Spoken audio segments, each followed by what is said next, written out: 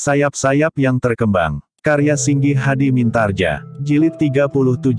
Perwira itu tidak berani membantah lagi. Apalagi beberapa orang perwira yang lain yang dekat dengan Kanjeng Adipati ternyata berpendapat lain. Karena itu, maka mereka selanjutnya lebih baik berdiam diri. Dengan demikian maka Kanjeng Adipati Demak Dipajang sama sekali tidak mengambil sikap apapun juga yang dapat merubah sikapnya. Kanjeng Adipati masih saja merasa bahwa kekuatan Pajang dan Demak akan dapat mengusir pasukan Mataram dan Jipang kapan saja mereka berani menyerang. Hari itu beberapa orang petugas sandi dari Pajang telah disebar untuk mengetahui apa yang terjadi di perkemahan orang-orang Mataram dan Jipang. 10 orang memencar untuk menyaksikan perkemahan itu dari arah yang berbeda-beda. Namun hari itu, sampai batas waktu yang disediakan, hanya 4 orang yang kembali untuk memberikan laporan. Tidak ada gerakan apapun hari ini, lapor para petugas itu. Di perkemahan prajurit Mataram nampaknya tenang-tenang saja. Apakah tidak ada tanda-tanda bahwa pasukan itu akan meninggalkan perkemahan? Bertanya Kanjeng Adipati langsung. Tidak Kanjeng, jawab petugas sandi itu. Apakah mereka tidak akan segera meninggalkan Pajang? Bukankah mereka sudah kalah? Desak Adipati Demak itu. Tetapi mereka nampaknya masih belum akan pergi. Jawab petugas itu. Omong kosong. Ternyata kau tidak mampu menjalankan tugasmu dengan baik. Kau tidak melihat bagaimana mereka menyiapkan beberapa buah pedati, menempatkan barang-barang serta perbekalan ke dalam pedati itu, bentak Kanjeng Adipati. Petugas sandi itu menjadi ketakutan. Karena itu, maka ia tidak mengatakan sesuatu lagi. Tetapi tiba-tiba saja Kanjeng Adipati bertanya, "Di mana kawan-kawanmu, hei?" Petugas sandi memang menjadi gagap. Sementara Kanjeng Adipati telah membentaknya, "Di mana?" Petugas itu menjawab dengan suara bergetar, "Hamba tidak tahu Kanjeng. Hamba bertugas bersama seorang kawan. Dan kami berdua telah menghadap." "Yang dua lagi?" bertanya Kanjeng Adipati. "Hamba mendapat tugas untuk mengamati perkemahan prajurit Jipang Kanjeng," jawab seorang dari kedua prajurit yang lain. "Bagaimana dengan mereka?" bertanya Kanjeng Adipati. Petugas itu sudah ragu-ragu untuk memberikan laporan. Namun Kanjeng Adipati telah mendesaknya, "Cepat katakan." Petugas itu akhirnya memberikan laporan juga. Sedangkan laporannya tidak berbeda dengan laporan yang telah disampaikan oleh kawannya, sehingga Kanjeng Adipati itu menjadi semakin marah. Tetapi petugas itu memang tidak dapat mengatakan yang lain. Kanjeng Adipati tidak mau mendengar laporan orang-orangnya lebih lanjut. Bahkan kemudian ia berkata, 6 orang yang lain tentu sudah menyeberang. Aku tidak peduli. Orang-orang yang mendengar laporan itu memang menjadi cemas. 6 petugas sandi telah hilang. Mungkin tertangkap, tetapi mungkin mereka memang telah menyeberang. Sementara itu prajurit Mataram dan Jipang masih saja berada di perkemahan mereka. Kanjeng Adipati yang marah itu telah meninggalkan pertemuan itu, sehingga beberapa orang perwira masih saja berbincang di antara mereka. Seorang di antara para tumenggung itu berkata, "Nampaknya Mataram dan Jipang sedang memanggil pasukan baru untuk mendukung gerakan mereka." Yang lain mengangguk-angguk. Katanya, "Jika demikian, maka kita jangan memberi kesempatan. Kita harus menyerang perkemahan mereka selambat-lambatnya besok." Sementara itu, para petugas sandi harus mengawasi apakah ada pasukan baru yang datang ke perkemahan itu atau tidak. Sampai besok dini, laporan mereka akan menjadi bahan pertimbangan untuk mengambil keputusan besok pagi-pagi. Aku sependapat, apakah hal ini akan kita sampaikan kepada Kanjeng Adipati? Bertanya seorang di antara mereka. Siapa yang berani menyampaikannya? Bertanya yang pertama. Kita bersama-sama, jawab yang lain. Mereka ternyata telah mengambil keputusan untuk bersama-sama menghadap Kanjeng Adipati. Mereka akan menyampaikan bahan pertimbangan bagi langkah-langkah selanjutnya. "Mudah-mudahan Kanjeng Adipati mau mendengarkan pertimbangan kami," berkata orang yang pertama. "Kita harus menunjuk beberapa orang petugas sandi yang terpercaya. 4 orang adalah kalian berempat. Kemudian yang lain kita akan menunjuk petugas sandi dari Demak yang kita anggap paling baik. Kalian harus mengawasi, apakah ada bantuan datang ke perkemahan orang-orang Mataram dan orang-orang Jipang," berkata orang yang pertama di antara para tumenggung itu. "Sementara itu, kita sejak sekarang akan mempersiapkan seluruh pasukan Pajang dan Demak." Dengan demikian maka para tumenggung itu pun mulai bergerak. Mereka membagi tugas. Ada di antara mereka yang mempersiapkan seluruh kekuatan yang ada di Pajang. Prajurit Demak, prajurit Pajang dan bahkan para hamba, abdi dan orang kebanyakan. anak-anak muda dan remaja yang sudah mendekati usia dewasa sepenuhnya. Sementara itu, beberapa orang petugas sandi harus mengawasi apakah datang pasukan baru di perkemahan orang-orang Mataram dan Jipang. Sedangkan beberapa orang yang lain akan menghadap Kangjeng Adipati. Mereka sebaiknya tidak menunggu besok lusa. Tetapi besok mereka harus bergerak menyerang perkemahan orang-orang Mataram dan Jipang. Kangjeng Adipati ternyata bersedia menerima beberapa orang Tumenggung yang ingin menghadap. Agaknya Kangjeng Adipati juga memperhitungkan keadaan yang gawat, sehingga setiap saat dapat saja terjadi perkembangan baru di medan. Hari ini kita sudah cukup beristirahat Kangjeng, berkata salah seorang Tumenggung yang dianggap memiliki wibawa di antara para Tumenggung yang lain, maka sebaiknya kita tidak menunggu besok lusa. Jika hari ini sampai tengah malam pasukan Mataram dan Jipang tidak meninggalkan perkemahannya, maka besok kitalah yang akan menyerang. Kita dapat bergerak dengan tiba-tiba. Di saat fajar menjelang matahari terbit, kita akan menyerang. Mereka harus terusir dari perkemahan mereka. Sementara itu kita sudah mengirimkan petugas sandi untuk melihat apakah ada pasukan baru yang datang untuk membantu para prajurit Mataram dan Jipang. Mereka harus dihancurkan sampai lumat, potong Kangjeng Adipati. Jika tidak, maka mereka akan bangkit lagi. Mereka akan mengumpulkan orang-orang Mataram sampai kemungkinan terakhir yang dapat mereka bawa ke medan. Tumenggung itu mengangguk-angguk sambil menjawab, "Ya Kangjeng. Kau perintahkan." Semua Tumenggung yang memimpin pasukan harus tahu bahwa prajurit Mataram dan Jipang harus dihancurkan sampai orang terakhir, geram Kangjeng Adipati. Tetapi, Tumenggung itu menjadi bimbang. "Kau masih ragu-ragu, atau kau memang banci?" Seorang Tumenggung tidak boleh gemetar melihat darah, bentak Kangjeng Adipati, "Sia-sia aku membawamu dari Demak jika ternyata kau tidak lebih baik dari Tumenggung di Pajang." "Hamba Kangjeng Adipati," jawab Tumenggung itu sambil menunduk. "Nah, masih ada persoalan lagi?" bertanya Kangjeng Adipati. "Tidak Kangjeng Adipati, yang ingin kami ketahui adalah izin Kangjeng Adipati untuk menggerakkan pasukan besok." "Bukan besok lusa," jawab Kangjeng Adipati.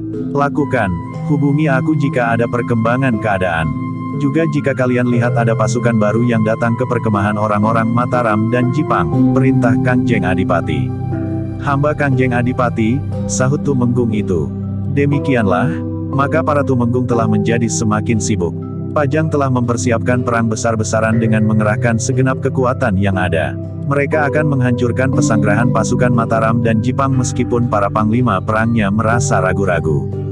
Bagaimanapun juga mereka merasakan bahwa orang-orang Mataram dan Jipang masih merupakan bagian dari keluarga besar mereka yang terpecah.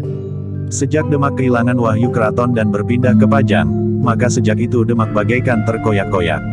Tetapi bagaimanapun, rasa-rasanya urat darah mereka masih dialiri oleh darah yang sewarna. Tetapi Kangjeng Adipati Demak yang kemudian berkuasa di Pajang sepeninggal Kangjeng Sultan Hadiwijaya, telah memerintahkan untuk menghancurkan pasukan Mataram dan Jipang. Perhitungan Kangjeng Adipati memang dapat dimengerti, karena jika dalam waktu singkat Mataram dan Jipang mampu bangkit lagi, maka mereka tentu akan membalas kekalahan mereka dengan didorong oleh dendam yang membara di jantung Panembahan Senapati dan Pangeran Benawa. Karena itu, maka Mataram dan Jipang harus dihancurkan. Kegiatan pasukan Pajang memang telah meningkat. Para prajurit tidak lagi bersiap-siap untuk bertahan, tetapi mereka telah membuat persiapan untuk menyerang. Pasukan khusus Demak yang ada di Pajang telah dilengkapi pula dengan perisai, karena mereka memperhitungkan kemungkinan pasukan Mataram dan Jipang menyongsong pasukan Pajang yang terdiri dari para prajurit Demak dan Pajang itu dengan busur dan anak panah sebelum kedua pasukan itu berbenturan. Sementara itu prajurit penghubung berkuda pun hilir mudik lewat jalan-jalan di kota Pajang. Mereka membawa laporan atau menyampaikan perintah-perintah dari bawah ke atas dan sebaliknya dari atas ke bawah. Sementara para prajurit telah dipersiapkan di landasan gerak mereka di keesokan harinya. Para petugas sandi secara khusus mengamati kemungkinan datangnya pasukan baru dari Mataram dan Jipang. Namun semuanya itu ternyata tidak terlepas dari pengamatan para petugas sandi dari Mataram dan Jipang. Meskipun mereka tidak dapat melihat seluruhnya, tetapi kesibukan pasukan Pajang itu sangat menarik perhatian mereka. Setiap kali para petugas sandi dari Mataram dan Jipang telah melaporkan apa yang telah mereka lihat. Tetapi selain petugas sandi dari Mataram dan Pajang, masih ada pihak yang memperhatikan kesibukan para prajurit Pajang. Mereka adalah orang-orang yang dengan sangat berhati-hati telah dikirim oleh Ki Tumenggung Surajaya. Orang-orang yang memiliki kemampuan khusus sehingga mereka mampu menyadap keterangan bahwa pasukan Pajang besok menjelang fajar akan menyerang pasukan Mataram dan Jipang di perkemahannya. Ki Tumenggung Surajaya menjadi berdebar-debar. Bersama beberapa orang pemimpin kelompoknya, Ki Surajaya dapat mengurai dan mengambil kesimpulan bahwa yang akan terjadi atas Pajang adalah satu bencana sebagaimana telah membayangi beberapa orang panglima Pajang dan Demak sendiri. Namun yang tidak dipercayai oleh Adipati Demak yang kemudian berkuasa di Pajang. Tetapi Ki Surajaya tidak dapat berbuat apa-apa selain menjadi semakin berhati-hati. Apapun yang terjadi, maka seisi baraknya sudah siap. Mereka sadar bahwa baik Pajang, Demak maupun Mataram dan Jipang akan dapat menghancurkan barak itu sampai lumat. Semua orang yang berada di barak itu akan dapat terbunuh sampai orang yang terakhir. Sementara itu, terjadi pula kesibukan di perkemahan orang-orang Mataram dan Jipang. Panembahan Senapati dan Pangeran Benawa hampir tidak percaya bahwa Pajang telah mempersiapkan pasukannya untuk menyerang perkemahan Mataram dan Jipang. Panembahan Senapati yang gelisah telah berbincang dengan Ki Patih Mandaraka untuk membicarakan sikap yang sebaiknya mereka ambil. "Aku tidak mengerti cara berpikir Adimas Adipati," berkata Panembahan Senapati. Agaknya Adimas Adipati menjadi seperti orang yang mabuk tuak. Agaknya kekuasaan yang dibebankan di pundaknya telah membuatnya kehilangan penalaran bening. Jika Adimas Adipati menyerang Mataram dan sekaligus Pajang, maka akibatnya akan menjadi sangat buruk. Tentu prajurit-prajurit Mataram dengan kekuatan penuh akan menghancurkan pasukan Pajang dan Demak.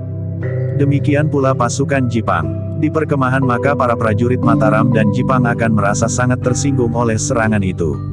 Sehingga mereka akan mengerahkan segala kemampuan dan sulit untuk mengekang mereka jika senjata mereka telah membentur senjata lawan. "Apa yang harus kita lakukan, Paman?" bertanya Paneibahan Senapati. Ki Patih Mandaraka termangu-mangu sejenak. Katanya, "Anak Mas Adipati Demak di Pajang nampaknya memang kurang dapat melihat keadaan-keadaan. Seperti yang Angger katakan, anak Mas Adipati merasa seakan-akan dunia sudah berada di tangannya. Ia telah salah mengartikan kekuasaannya itu.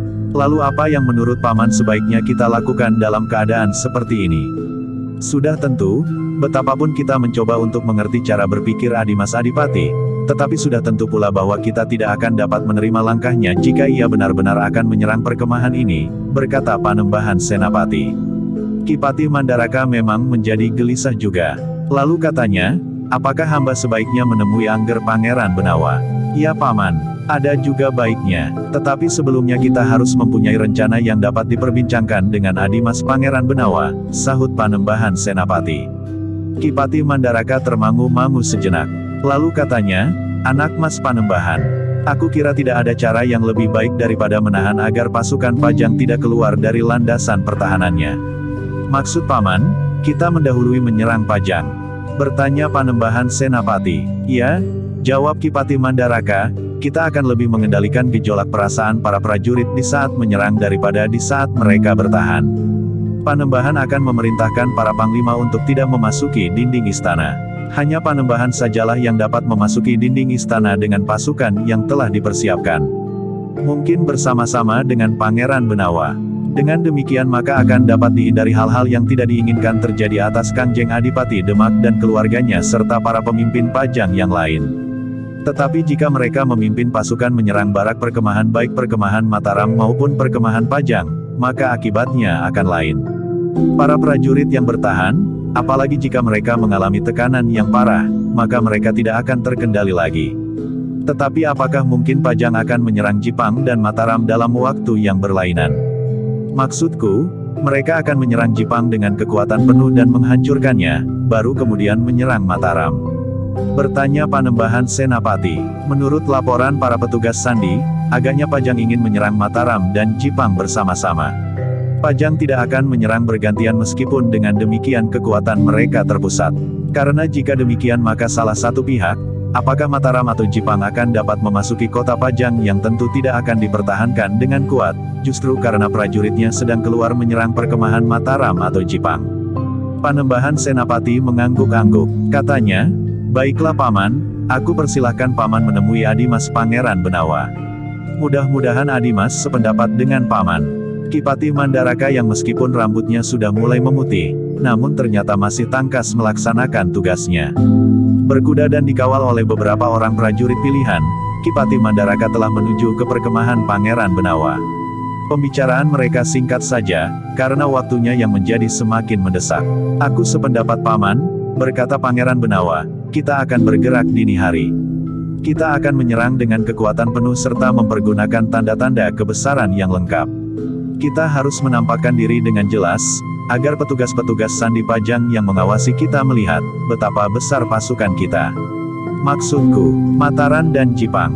Mudah-mudahan Kangjeng Adipati Demak yang memerintah Pajang terusik hatinya untuk membuat pertimbangan-pertimbangan baru. Bukan sekedar merubah rencananya dari menyerang menjadi harus bertahan. Mudah-mudahan Pangeran. Namun jika terjadi perubahan sikap, baik Mataram maupun Jipang, kita akan selalu berhubungan, minta Ki Mandaraka. Ternyata hampir semua hal telah saling disetujui. Mereka pun telah menentukan waktu, saat mereka mulai bergerak. Saat ayam jantan berkokok lewat tengah malam, kita akan bersiap, berkata Pangeran Benawa. Kemudian, sebaiknya Mataram melepaskan merpati dengan sendaren. Tidak hanya seekor, tetapi lebih dari seekor, agar kami dapat mendengar dengan jelas. Kemudian di saat bulan tua mulai terbit, kita akan bergerak. Sebelum fajar kita sudah berhadapan dengan dinding kota Pajang. Ki Mandaraka mengangguk-angguk. Katanya, baiklah, aku akan menyampaikannya kepada Angger Panembahan Senapati. Demikianlah, maka Ki pun telah berpacu kembali ke perkemahan pasukan Mataram. Sementara itu Pangeran Benawa telah memerintahkan para panglima pasukan Jipang mempersiapkan diri sebaik-baiknya. Kita akan bersiap lewat tengah malam, berkata Pangeran Benawa, karena itu, maka segala macam perbekalan harus sudah siap. Pasukan harus sudah makan sebelum berangkat. Harus ada sekelompok prajurit yang membawa perbekalan ke medan. Mungkin kita memerlukannya, para prajurit tidak boleh kelaparan. Sementara itu, Mataram pun telah bersiap-siap pula. Demikian Ki Mandaraka memberikan laporan maka para panglima pun segera mendapat perintah untuk mempersiapkan para prajuritnya. Namun perintah itu disertai pesan, beri kesempatan para prajurit beristirahat sampai menjelang tengah malam. Mereka harus tidur meskipun hanya sebentar. Setelah mereka bangun tengah malam dan berbenah diri, maka mereka tidak akan mendapat kesempatan lagi tidur sampai hari berikutnya. Karena itulah, maka para prajurit itu pun mempergunakan kesempatan sebaik-baiknya untuk beristirahat, selain mereka yang bertugas. Para petugas Sandi dari Demak yang berada di Pajang, telah melihat gerak para prajurit Mataram dan Pajang. Meskipun para prajurit telah beristirahat, tetapi beberapa orang petugas khusus ternyata telah menjadi sibuk. Mereka mempersiapkan pertanda kebesaran pasukan Mataram dan Pajang. Umbul-umbul, rontek, kelebet dan panji-panji. Dengan cemas para petugas Sandi itu memperhitungkan kemungkinan bahwa pasukan Mataram dan Jipang akan bergerak. Ketika petugas Sandi yang mengamati pasukan Mataram melaporkan persiapan pasukan Mataram itu, maka petugas yang mengamati pasukan Jipang pun telah membawa laporan yang sama. Mereka akan menyerang, berkata petugas Sandi itu. Laporan itu pun segera sampai kepada para tumenggung yang bertugas untuk memimpin persiapan langsung di bawah perintah Kangjeng Adipati Demak di Pajang. Karena itu, maka persiapan pasukan Mataram dan Jipang itu pun telah dilaporkan pula kepada Kangjeng Adipati. Apa pula yang akan kalian katakan? Geram Kangjeng Adipati yang dibangunkan dari tidurnya oleh pelayan dalam yang memang sudah mendapat pesan bahwa mereka diizinkan untuk membangunkan Kangjeng Adipati jika keadaan mendesak. Seorang di antara para tumenggung itu berkata, ampun Kangjeng Adipati. Ternyata hari ini Mataram dan Jipang juga telah bersiap untuk menyerang. Wajah Kangjeng Adipati menjadi tegang. Namun kemudian katanya, jika demikian, panggil semua panglima. Aku akan berbicara dengan mereka. Dalam waktu singkat, maka para panglima telah menghadap. Para petugas Sandi diminta untuk memberikan kesaksian langsung tentang pasukan Mataram dan Jipang. Nah, apa kata kalian? Bertanya Kangjeng Adipati yang gelisah. Menilik persiapan yang mereka lakukan, maka mereka agaknya memang akan menyerang lagi, berkata seorang tumenggung yang menjadi panglima pasukan Demak di Pajang yang sudah bersiap-siap akan menyerang pasukan Mataram di perkemahannya. Jika demikian, apa yang akan kita lakukan? Bertanya Kangjeng Adipati. Kami menunggu perintah, desis panglima itu. Baik, berkata Kangjeng Adipati kemudian, kita batalkan rencana kita menyerang perkemahan Mataram dan Jipang. Menurut laporan para petugas Sandi itu, nampaknya pasukan Mataram dan Jipang akan berangkat jauh sebelum fajar. Jika kita paksakan pasukan kita berangkat sedikit lewat tengah malam, maka kedua pasukan itu tentu akan berpapasan di jalan. Karena itu, maka kita akan bertahan. Kita akan mempersiapkan pertahanan kita sebaik-baiknya, sehingga kita akan menghancurkan pasukan Mataram di medan sebelah barat dan pasukan Jipang di medan sebelah timur. Jangan beri kesempatan mereka mengundurkan diri seperti pada serangan mereka yang pertama.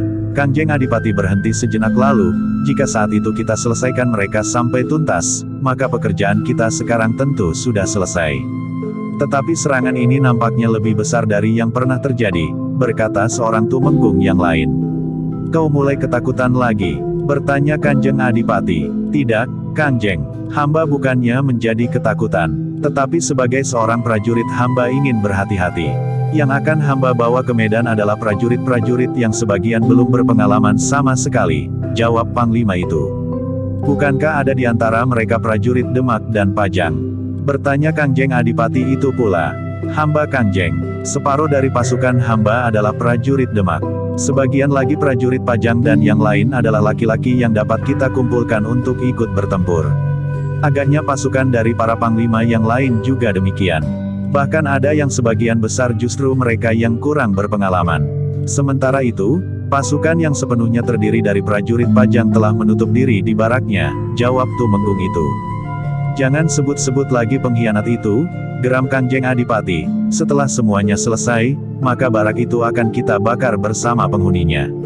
Prajurit Demak dan Pajang akan mengepung barak itu dan membunuh setiap orang yang melarikan diri dari api. Para panglima yang mendengarkan kata-kata Kanjeng Adipati yang mirip dengan perintah itu tidak menyahut. Tetapi mereka menjadi berdebar-debar karenanya. Jika hal itu benar-benar dilaksanakan, maka mereka akan melihat betapa mengerikan neraka yang akan diciptakan di barak Tumenggung Surajaya itu. Tetapi yang mereka hadapi di keesokan harinya adalah prajurit Mataram dan Jipang. Karena itu, maka persoalan Ki Tumenggung Surajaya itu pun segera mereka lupakan. Dalam pada itu, maka Kanjeng Adipati pun kemudian telah memerintahkan para panglima untuk kembali ke pasukan masing-masing. Dengan lantang Kanjeng Adipati berkata, atur sebaik-baiknya. Perubahan rencana itu harus berjalan dengan baik. Pasukan yang dipersiapkan untuk menyerang itu akan bertahan. Namun kesatuan yang rapi telah terbentuk sehingga perubahan rencana itu tidak akan terlalu sulit untuk dilakukan. Apalagi orang-orang Pajang dan orang-orang Demak di Pajang tidak dibebani kegelisahan sebagaimana Panembahan Senapati dan Pangeran Benawa yang masih berusaha untuk membatasi permusuhan di antara keluarga besar yang terkoyak sejak Demak kehilangan wahyu keraton dan berpindah ke Pajang. Sebagaimana kebijaksanaan yang ditempuh oleh Kanjeng Adipati Demak di Pajang, maka baik Mataram maupun Jipang justru harus dihancurkan sampai lumat. Demikianlah, setelah memberikan beberapa pesan terakhir, Kanjeng Adipati itu pun berkata, lakukan tugas kalian dengan baik. Aku akan dapat kalian hubungi setiap saat. Setelah Kanjeng Adipati masuk kembali ke ruang dalam istana, maka para panglima pun segera berada di pasukan mereka. Perubahan rencana pasukan Pajang dan Demak itu pun segera sampai kepada para prajurit dan setiap orang yang ikut di dalam pasukan. Mereka tidak perlu menyerang perkemahan orang-orang Mataram dan Jipang. Tetapi mereka tinggal menunggu orang-orang Mataram dan Jipang itu datang mengantarkan nyawanya. Meskipun demikian, maka pasukan Pajang pun telah menyusun kekuatannya berlapis. Pertahanan pertama ada di dinding kota. Kemudian garis pertahanan kedua adalah di sekitar alun-alun dan yang terakhir adalah dinding istana. Tetapi orang-orang Pajang dan orang-orang Demak yang ada di Pajang telah mempersiapkan diri untuk meloncat turun keluar dinding kota jika pasukan Mataram dan Jipang mulai mengundurkan diri. Mereka harus mengejar dan menghancurkan pasukan Mataram dan Jipang itu sampai lumat. Sekelompok prajurit telah siap di pintu-pintu gerbang. Pintu gerbang utama dan pintu gerbang butulan yang menghadap ke barat dan timur dekat sudut-sudut kota. Pasukan Demak dan Pajang harus dengan cepat tanggap jika pasukan Mataram dan Jipang mengundurkan diri. Pintu-pintu gerbang akan dibuka dengan mengangkat selarak-selarak yang berat. Kemudian pasukan yang berada di dekat pintu gerbang akan menghambur keluar mengejar para prajurit Mataram dan Jipang serta menghancurkannya. Ketika tengah malam berlalu perlahan-lahan, maka prajurit Mataram dan Jipang di perkemahannya sudah mulai menjadi sibuk. Para petugas di dapur mulai membagi makan dan minuman bagi para prajurit. Sementara itu, sekelompok prajurit telah mempersiapkan pula makanan dan minuman yang akan mereka bawa ke medan. Dalam keadaan yang tidak tertahankan, maka 1-2 prajurit tentu memerlukan makanan dan minuman meskipun seadanya. Dengan mata yang masih setengah terpejam, maka para prajurit pun telah mempersiapkan diri. Setelah makan dan minum, maka para prajurit itu pun telah berada kelompok mereka masing-masing. Sejenak kemudian, maka terdengar suara bende baik di perkemahan prajurit Mataram maupun Jipang, untuk yang pertama kalinya. Satu isyarat bahwa para prajurit Mataram dan Jipang yang sudah menyesuaikan waktu persiapan mereka, untuk berbenah diri serta membenahi kelompok mereka masing-masing. Ketika bende berbunyi untuk kedua kalinya, maka semuanya telah bersiap. Kelompok-kelompok telah bergabung dalam pasukan-pasukan. Sementara itu, satu satuan khusus telah bersiap di paling depan dengan membawa segala pertanda kebesaran. Rontek, umbul-umbul, kelebat dan panji-panji yang terpancang pada tunggul-tunggul kebesaran. Sementara itu pasukan yang berperisai berjalan di sebelah menyebelah. Mereka memperhitungkan bahwa pasukan Pajang yang akan bertahan tentu mempersiapkan senjata jarak jauh. Panembahan Senapati dan Pangeran Benawa berharap bahwa pasukan Demak dan Pajang mengurungkan niat mereka untuk menyerang apabila mereka mengetahui bahwa pasukan Mataram dan Jipang telah bersiap untuk menyerang pula. Sebenarnya lah laporan dari para petugas sandi di saat-saat terakhir menyatakan, bahwa Pajang agaknya tidak akan keluar dari dinding kota. Tetapi mereka mempersiapkan pertahanan yang sangat kuat dengan jumlah prajurit yang cukup banyak, ditambah dengan orang-orang yang telah berhasil dikumpulkan untuk memperkuat kedudukan Adipati Demak di Pajang. Agaknya telah ada laporan dari petugas sandi mereka, bahwa kita pun telah bersiap-siap untuk menyerang, berkata seorang petugas sandi Mataram. Panembahan Senapati mengangguk-angguk. Memang telah ada rencana pasukan Mataram menyerang setelah beristirahat sehari menunggu perkembangan penalaran Adipati Demak di Pajang. Namun mereka harus berangkat jauh lebih awal, justru karena Pajang pun siap menyerang pula. Seperti yang disepakati bersama Pangeran Benawa, maka pada saat bulan tua terbit di dini hari, maka kedua pasukan itu pun akari berangkat. Pada saat bende berbunyi untuk ketiga kalinya, maka setiap panglima pasukan telah memerintahkan pasukannya untuk bergerak. Sementara itu, sekelompok petugas penghubung telah melepaskan beberapa ekor burung dara yang diberi sendaren di pangkal ekornya, sehingga sejenak kemudian, maka sendaran itu pun telah bergaung di udara. Karena burung-burung merpati itu terbang melingkar-lingkar, maka seluruh kota dan sekitarnya telah mendengar suara sendaren itu pula. Ternyata bunyi sendaren itu bagaikan gaung kematian yang memanggil-manggil setiap orang yang berada di dalam dinding kota Pajang. Para prajurit, orang-orang kebanyakan, para penghuni istana dan bahkan bagi anak-anak dan perempuan.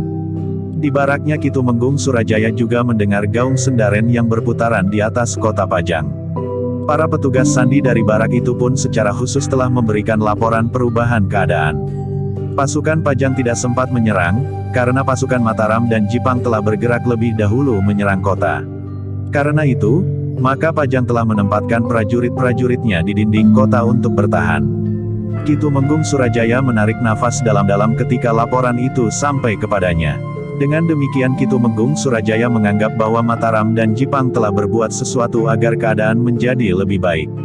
Korban akan dapat dibatasi sehingga pasukan Demak dan Pajang, terutama orang-orang yang tidak berpengalaman sama sekali mempergunakan senjatanya tidak terbantai di peperangan. Mereka akan dapat berlindung di balik dinding kota dan menunggu pasukan Mataram dan Jipang menembus pertahanan. Sementara itu, mereka akan sempat ditarik mundur memasuki dinding istana sehingga pertempuran di dalam halaman istana tentu tidak lagi dalam suasana yang liar dan tidak terkendali. Bagaimanapun juga, tempat dan suasana akan mempengaruhi kedua belah pihak. Bagaimanapun juga kuatnya pertahanan Demak dan Pajang, namun Mataram dan Jipang tentu akan dapat mematahkan pertahanan mereka, berkata Ki Tumenggung Surajaya. Ketegangan yang memuncak memang telah mencengkam seluruh kota, termasuk barak Ki Tumenggung Surajaya. Para panglima pasukan menjadi tegang. Mereka telah berada di antara pasukan masing-masing yang akan bertahan di dinding kota.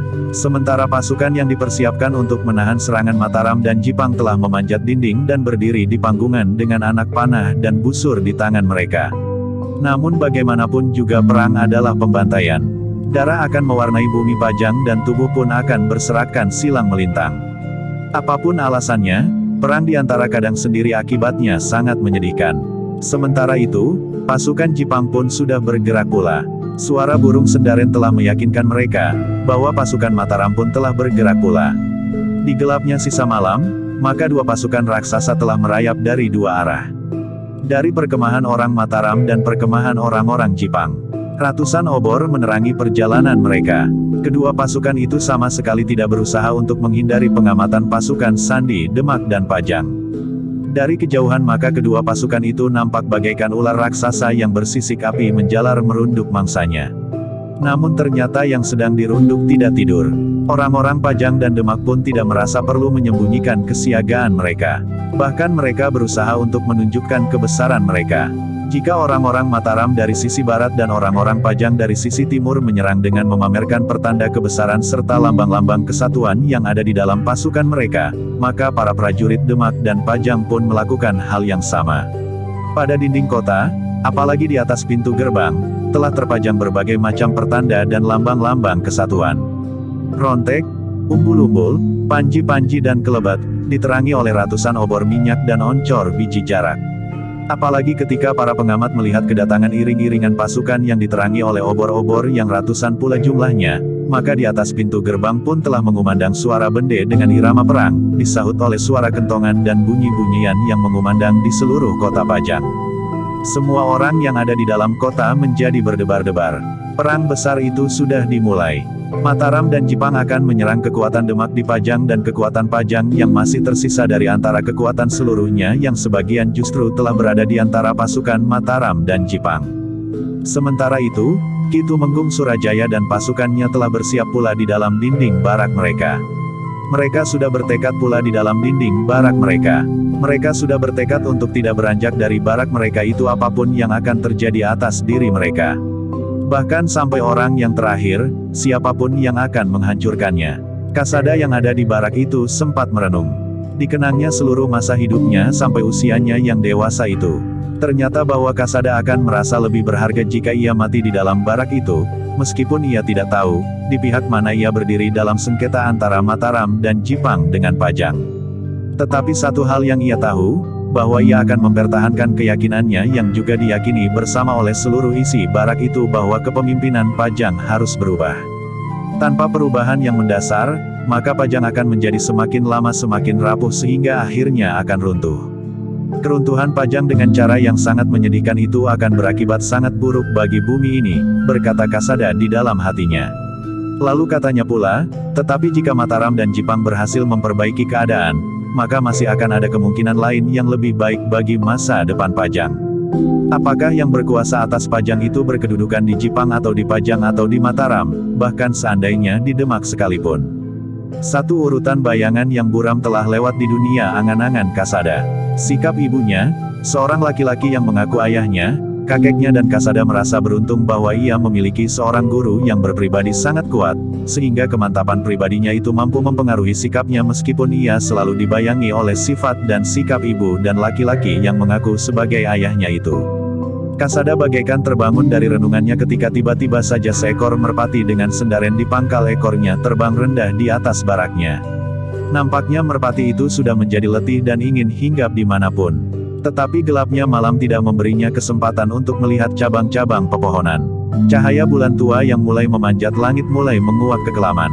Tetapi tidak cukup terang untuk menembus pekatnya bayangan pepohonan.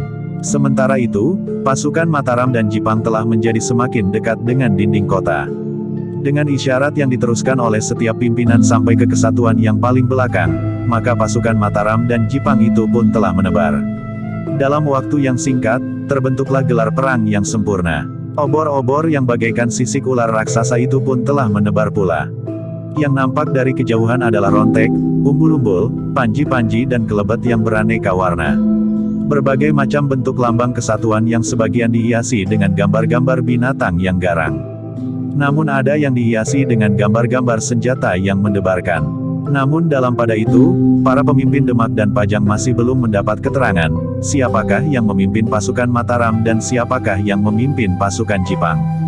Namun para panglima pasukan Demak dan Pajang memang menjadi berdebar-debar melihat gelar perang para prajurit Mataram dan Jipang.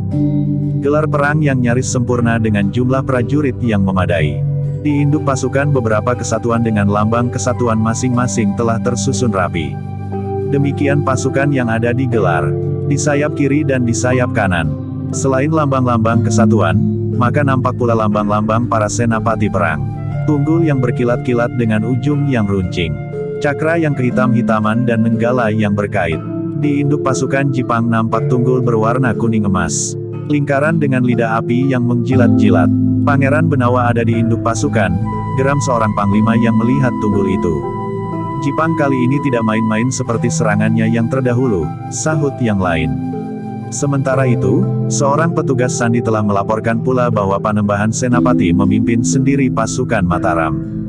Bersama Ki Juru Martani, Pangeran Mangkubumi, Pangeran Singasari dan para panglima yang lain, berkata petugas sandi itu.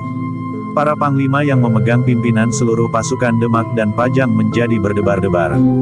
Mereka menyadari bahwa sentuhan Panggraita beberapa orang senapati ternyata benar. Pada serangannya yang pertama, Mataram dan Jipang hanya sekedar memberi peringatan kepada Pajang.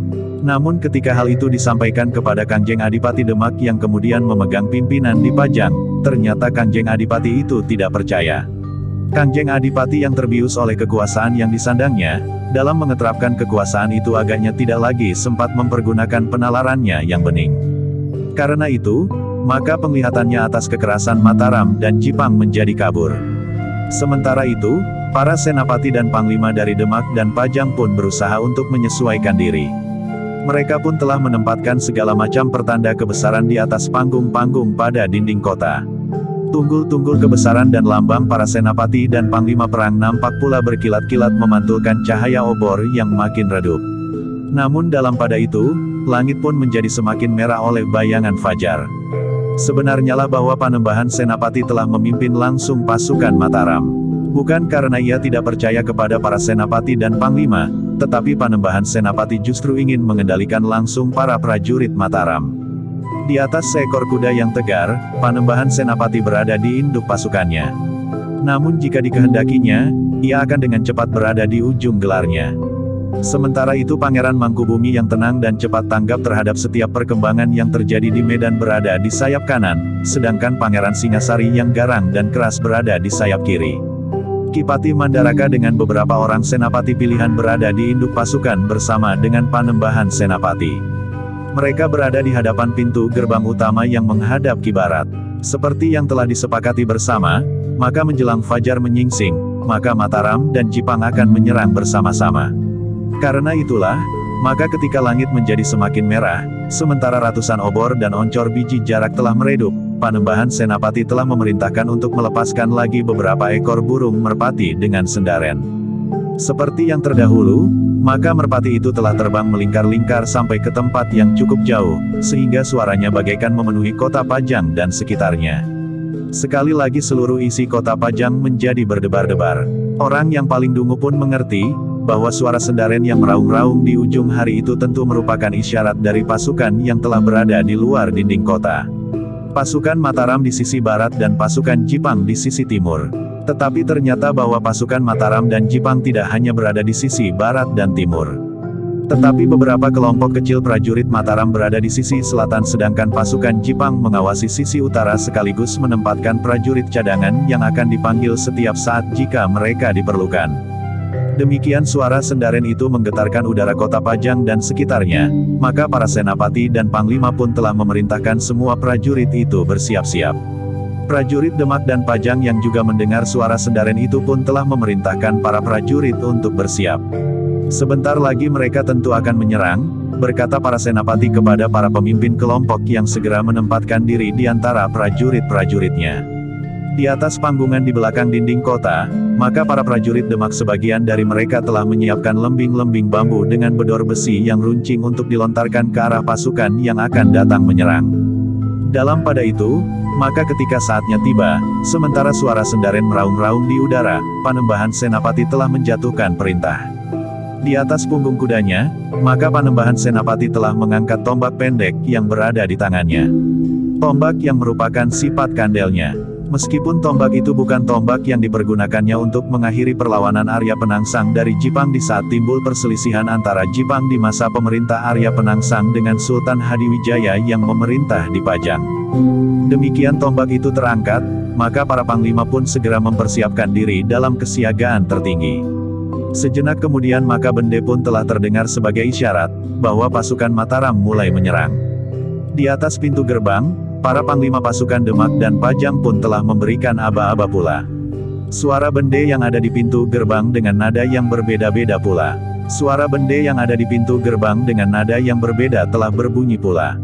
Meraung-raung mengumandang membentur dinding-dinding kota, disambut oleh suara kentongan dan bunyi-bunyian. Semua orang di kota Pajang menyadari, saat itu pasukan Mataram telah menyerang langsung dinding kota Pajang. Demikian pula pasukan Jipang yang berada di sisi timur.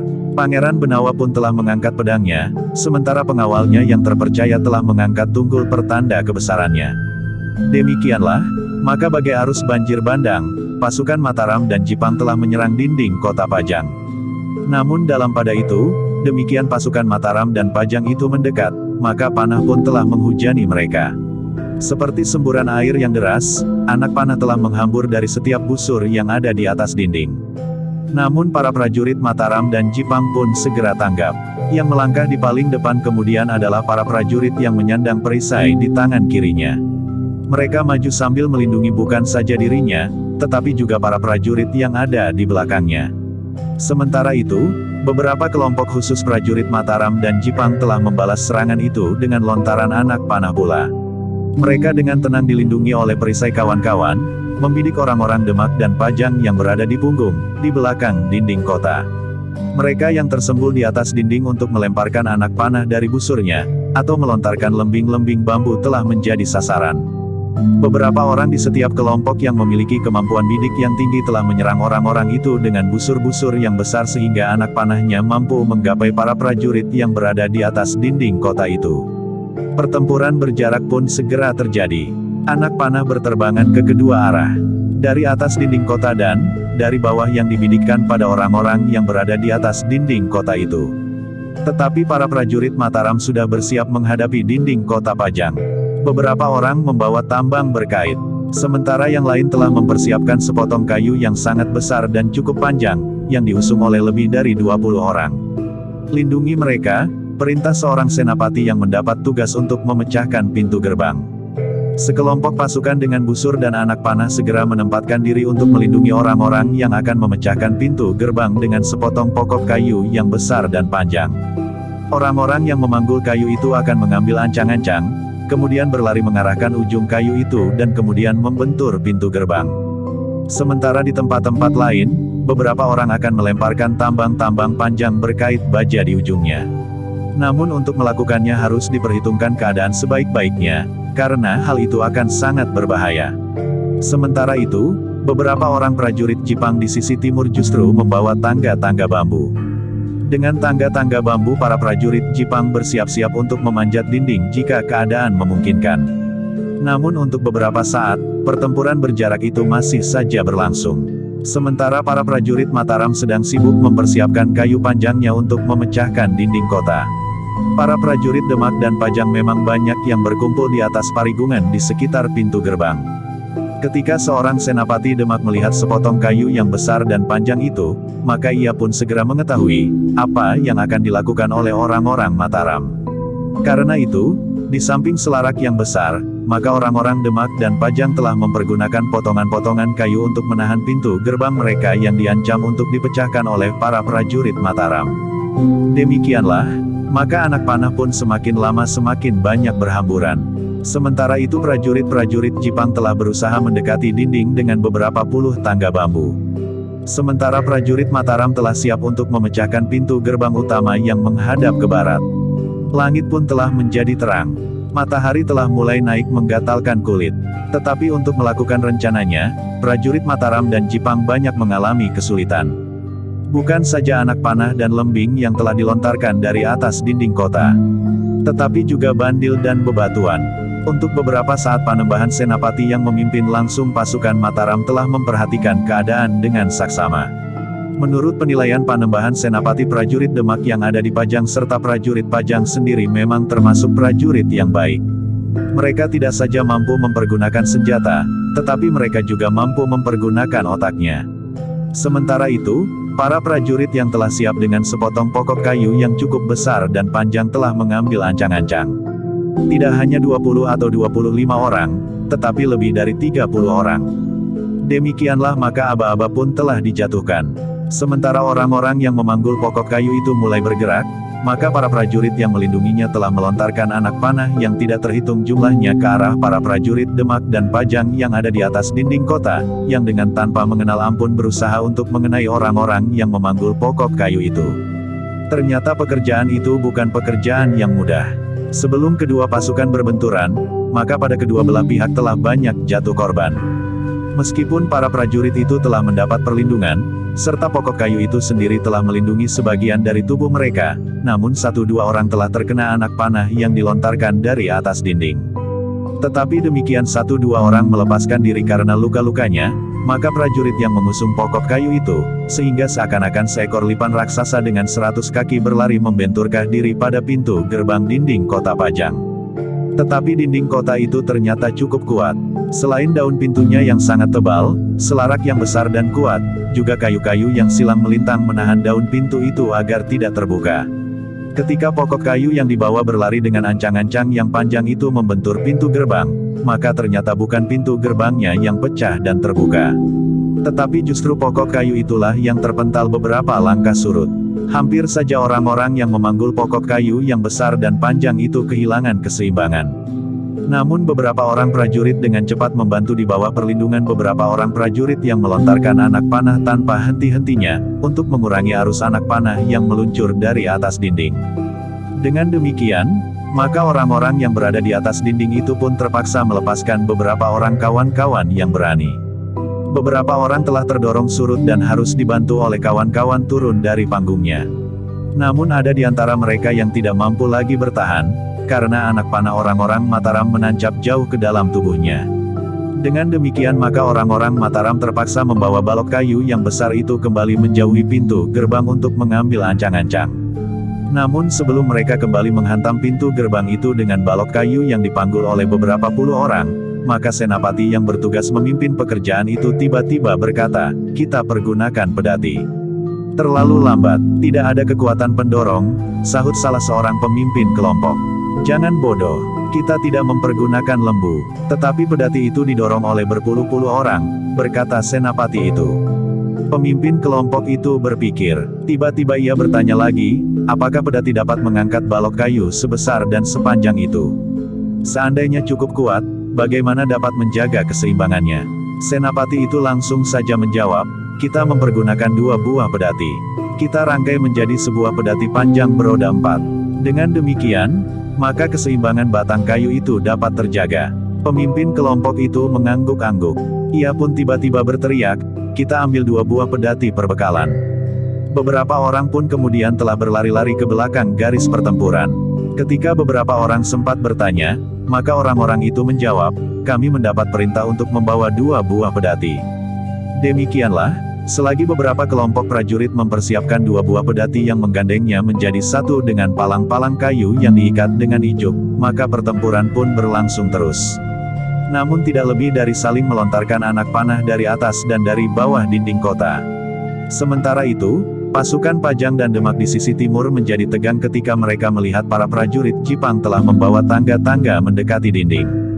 Meskipun nampak mereka sangat berhati-hati, tetapi jika tangga-tangga itu tersandar dan beratus-ratus prajurit yang tidak mengenal takut memanjat, maka para prajurit di atas dinding akan menjadi semakin sibuk sementara anak panah masih akan tetap menghujani mereka. Sementara itu, para prajurit Mataram telah selesai dengan pedati rangkapnya. Mereka terpaksa memotong salah satu paruh dari gerobak itu. Kemudian beramai-ramai mereka telah mengangkat pokok kayu dan meletakkannya di atas gerobak itu. "Kita dorong gerobak ini beramai-ramai," perintah senapati yang memimpin tugas memecahkan pintu gerbang itu. Namun ternyata bahwa Panembahan Senapati sendiri telah berkenan menunggui rencana memecahkan pintu gerbang itu. Dengan tulus Panembahan Senapati memuji ketangkasan berpikir senapati itu. Dengan sedikit topangan di bagian depan, maka kayu yang besar dan panjang itu terangkat di bagian ujungnya. Kemudian dipersiapkan beberapa orang yang akan menentukan arah pokok kayu itu sehingga tidak terlepas dari sasaran. 30 orang prajurit, bahkan lebih, akan mendorong pedati itu membentur pintu gerbang. Ketika senapati itu membuka dan menyibak para prajurit yang ada di depan pedati, maka para prajurit dan senapati dari Demak dan Pajang sempat melihatnya. Mereka memang menjadi berdebar-debar. Jika pedati itu didorong dengan kuat, maka pintu gerbang itu akan goyah meskipun sudah ditopang dengan patok-patok kayu yang kuat. Demikianlah, maka orang-orang yang sudah siap untuk mendorong gerobak itu sudah mengambil ancang-ancang ketika senapatinya memberikan isyarat. Sementara itu, beberapa orang prajurit yang lain telah siap dengan busur dan anak panah mereka. Para prajurit itu akan membidik setiap orang yang ada di atas dinding kota dan melontarkan anak panah ke arah para prajurit Mataram yang sedang mendorong pedati.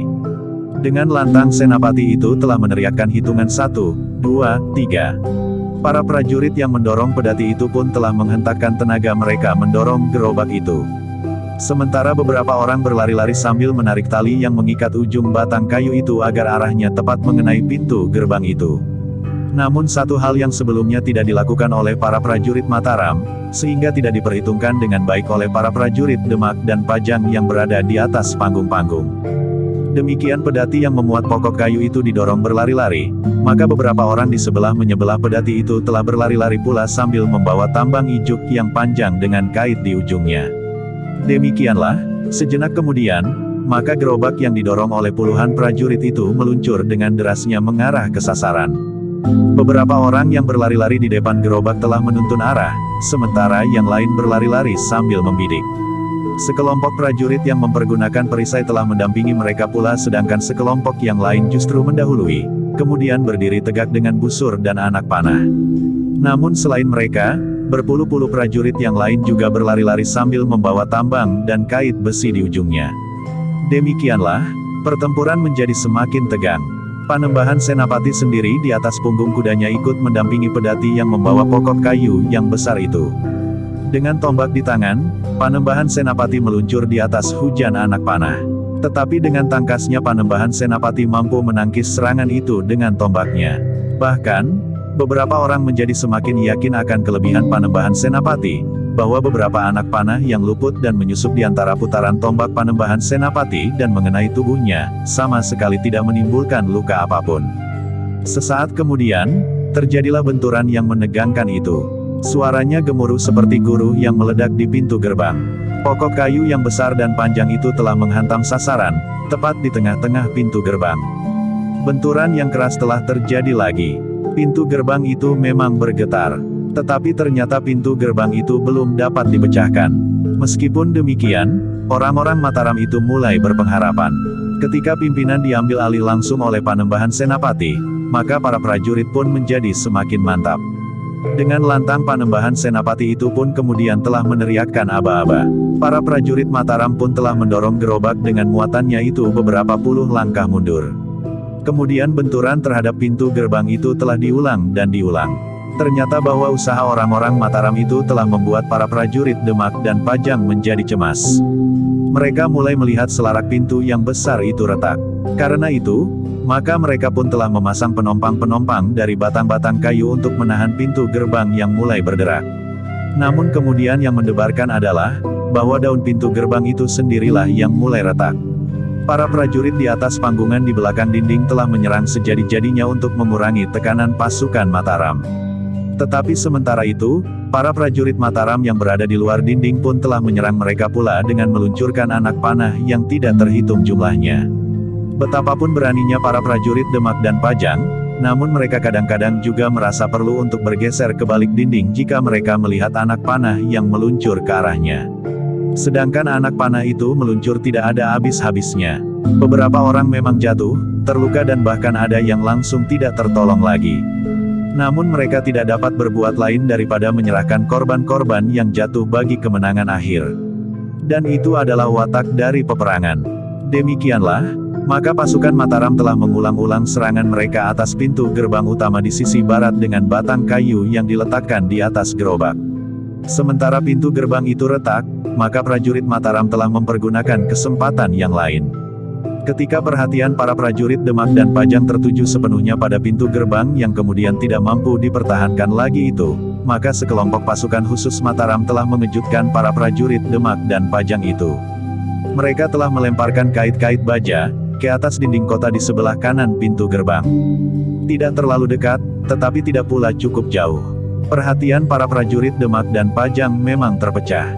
Retak di pintu gerbang utama menjadi semakin besar. Ketika sekali lagi Panembahan Senapati meneriakkan perintah untuk membenturkan batang kayu di atas gerobak itu, maka ikatan-ikatan uger-uger gerbang utama itu mulai bergerak. Selaraknya yang besar pun hampir menjadi patah. Meskipun beberapa batang kayu balok menompang daun pintu itu, tetapi para Senapati Demak dan Pajang telah memerintahkan kelompok-kelompok bersiap menyongsong pasukan Mataram yang akan menerobos masuk seperti banjir bandang. Pasukan yang mempergunakan busur dan anak panah telah berdiri berlapis 3. Di paling depan duduk di tanah dengan busur mendatar siap melepaskan anak panah. Kemudian di lapis kedua pasukan yang berlutut pada sebelah kaki mereka dengan busur serupa. Kemudian di lapis ketiga adalah para prajurit pilihan yang berdiri dengan busur-busur besar yang direntang tegak. Anak panah yang besar dengan bedor baja. Prajurit-prajurit Mataram betapapun tinggi daya tahan tubuhnya, bahkan berilmu kebal sekalipun, tidak akan sanggup menahan anak panah yang berbedor baja yang dilontarkan dengan busur-busur yang besar dan kuat, ditarik oleh tangan-tangan yang bertenaga raksasa. Sedangkan di sebelah menyebelah pintu gerbang telah siap para prajurit yang akan menyergap mereka yang memasuki pintu gerbang yang pecah itu dengan melontarkan lembing-lembing yang runcing. Para prajurit Demak dan Jipang itu sadar, bahwa yang akan memasuki gerbang adalah prajurit-prajurit yang berperisai itu tentu belum dapat dipergunakan sebaik-baiknya. Dalam pada itu, terdengar sekali lagi perintah Panembahan Senapati untuk mengambil ancang-ancang. Para prajurit Mataram pun yakin, bahwa sekali lagi batang kayu di atas gerobak itu membentur pintu gerbang, maka pintu gerbang itu tentu akan pecah. Selaraknya akan patah, bahkan mungkin uger-ugernya akan roboh bersama-sama dengan seluruh pintu gerbang itu. Para prajurit yang ada di dalam dinding kota pun telah bersiap sepenuhnya. Para senapati yang berada di kelompok dan kesatuan masing-masing menjadi sangat tegang menunggu dinding itu runtuh. Demikian gerobak itu mulai didorong, maka dengan isyarat Panembahan Senapati pun telah memerintahkan para prajurit mempergunakan tambang-tambang ijuk yang sudah terkait pada dinding-dinding kota. Prajurit Demak dan Pajang memang menjadi bingung sesaat. Mereka mendengar prajurit Mataram berteriak-teriak sambil memanjat berpuluh-puluh tali yang sudah terjulur dari atas dinding karena besi yang terikat di ujung tali itu sudah terkait pada dinding. Beberapa orang prajurit Demak dan Pajang sempat memutus tali-tali itu. Beberapa orang yang sudah menggelantung berjatuhan. Namun bersamaan dengan itu, maka batang kayu yang dimuat di dalam gerobak sekali lagi telah menghantam pintu gerbang kota sehingga pintu gerbang yang sudah retak serta selarak yang hampir patah itu pun berderak-derak. Bersamaan dengan itu, maka pintu gerbang utama yang menghadap ke barat telah dirobohkan. Sorak prajurit Mataram membahana bagaikan meruntuhkan langit. Sementara itu, para prajurit Demak dan Pajang telah bersiaga sepenuhnya menghadapi segala kemungkinan. Saat yang sekejap itu ternyata dapat dimanfaatkan oleh beberapa orang prajurit khusus Mataram. Mereka telah berloncatan ke atas dinding dan panggungan di belakang dinding. Dengan jumlah yang kecil itu mereka melindungi tali-tali ijuk yang masih tertinggal, sementara beberapa orang yang lain memanjat terus. Keberhasilan para prajurit yang memanjat tali-tali ijuk itu juga mengejutkan para prajurit Demak. Mereka menyadari kelengahan mereka bahwa perhatian mereka telah terhisap oleh runtuhnya pintu gerbang utama yang menghadap ke barat, sehingga saat yang penting itu dapat dimanfaatkan oleh para prajurit Mataram. Dengan demikian maka pasukan Mataram telah berhasil memasuki kota Pajang lewat 2 jalur. Betapapun berbahayanya, namun Mataram benar-benar telah memanfaatkan kemungkinan itu. Yang pertama-tama menembus pintu gerbang yang roboh adalah pasukan yang berperisai. Mereka adalah pasukan khusus yang terlatih untuk menghadapi keadaan yang paling gawat. Dengan menutup diri di belakang perisai-perisai yang kuat, maka para prajurit khusus itu telah menghambur memasuki kota. Sementara itu, di atas dinding pun prajurit Mataram telah berloncatan dan bertempur dengan garangnya. Para senapati Demak dan Pajang memang menjadi berdebar-debar. Tetapi sebagian dari mereka telah membayangkan, bahwa keadaan seperti itulah yang akan terjadi. Kekisruhan yang terjadi di belakang pintu gerbang yang roboh dan di belakang bagian dinding yang berhasil ditembus oleh para prajurit Mataram yang memanjat tali, telah mengacaukan pertahanan prajurit Demak dan Pajang. Beberapa orang pemimpin Demak telah menilai langkah yang diambil oleh para prajurit Demak dan Pajang ternyata keliru. Mereka seharusnya tidak bertahan di dinding kota. Tetapi mereka sebaiknya menyongsong pasukan Mataram keluar dinding kota. Kita sudah berhasil mengusir mereka sebelumnya, berkata seorang pemimpin pemerintahan Demak di Pajang. Tidak, berkata seorang panglima, kita sudah meragukan keseimbangan pasukan. Kita sudah memperhitungkan, bahwa Mataram dan Jipang meskipun tidak mendatangkan pasukan baru, namun akan datang dengan sepenuh kekuatan. Jika kita tidak bertahan di belakang dinding kota, maka akibatnya tentu akan lebih parah. Mungkin pasukan kita akan hancur sebelum kita sempat menarik diri ke belakang dinding. Tetapi Kangjeng Adipati yakin akan menang, berkata pemimpin pemerintahan Demak di Pajang itu. Tentu ada keraguan-raguan pula di hati Kangjeng Adipati betapapun yang diucapkan lain, jawab seorang panglima, ternyata Kangjeng Adipati tidak berusaha merubah tatanan pertahanan kita dalam 3 lapis itu. Justru lapisan pertama sudah berada di dalam dinding kota. Kalianlah yang membuatnya ragu-ragu, berkata orang itu. Kami adalah prajurit, kami mempergunakan perhitungan seorang prajurit, sahut panglima yang mulai tersinggung itu. Sementara itu, pertempuran masih berlangsung terus. Pasukan Mataram menembus pertahanan Demak dan Pajang seperti arus banjir bandang yang tidak tertahankan, memecahkan bendungan yang memang sudah rapuh. Panembahan Senapati sendiri memimpin pasukan Mataram memasuki kota dari arah barat. Sementara itu, dari arah timur pasukan Jipang pun telah berhasil menghentakkan pertahanan Demak dan Pajang. Apalagi ketika pasukan Mataram yang bagaikan mengalir memenuhi kota, membantu menyerang pasukan Demak dan Pajang justru dari dalam kota. Kekuatan Mataram dan Jipang memang tidak terbendung lagi. Pertahanan kedua sama sekali tidak banyak berarti. Ketika Demak dan Pajang berusaha menarik pasukannya memasuki lingkungan pertahanan kedua, maka justru pasukan Mataram dan Jipang telah mendesaknya pula sehingga pasukan Demak dan Jipang harus memasuki dinding halaman istana sebagai garis pertahanan ketiga. Tetapi garis pertahanan ini pun tidak bertahan terlalu lama. Bahkan dalam keadaan yang gawat itu, ada beberapa orang prajurit Pajang yang justru membantu Panembahan Senapati, sehingga perang yang terjadi menjadi semakin kabur. Terutama bagi para prajurit Demak dan Pajang sendiri. Sementara itu, ketika pasukan Mataram berhasil menghentak masuk ke halaman istana, maka Panembahan Senapati tiba-tiba telah meloncat turun dari kudanya. Ki Juru Martani dengan heran bertanya, "Marilah Nger. Kita harus segera memasuki puri istana dan dengan cepat menguasainya agar tidak terjadi kekacauan yang lebih parah lagi." "Marilah Paman," jawab Panembahan Senapati. "Tetapi kenapa Angger harus turun dari kuda dan menuntunnya memasuki medan?" bertanya Ki Juru Martani. Panembahan Senapati menarik nafas dalam-dalam.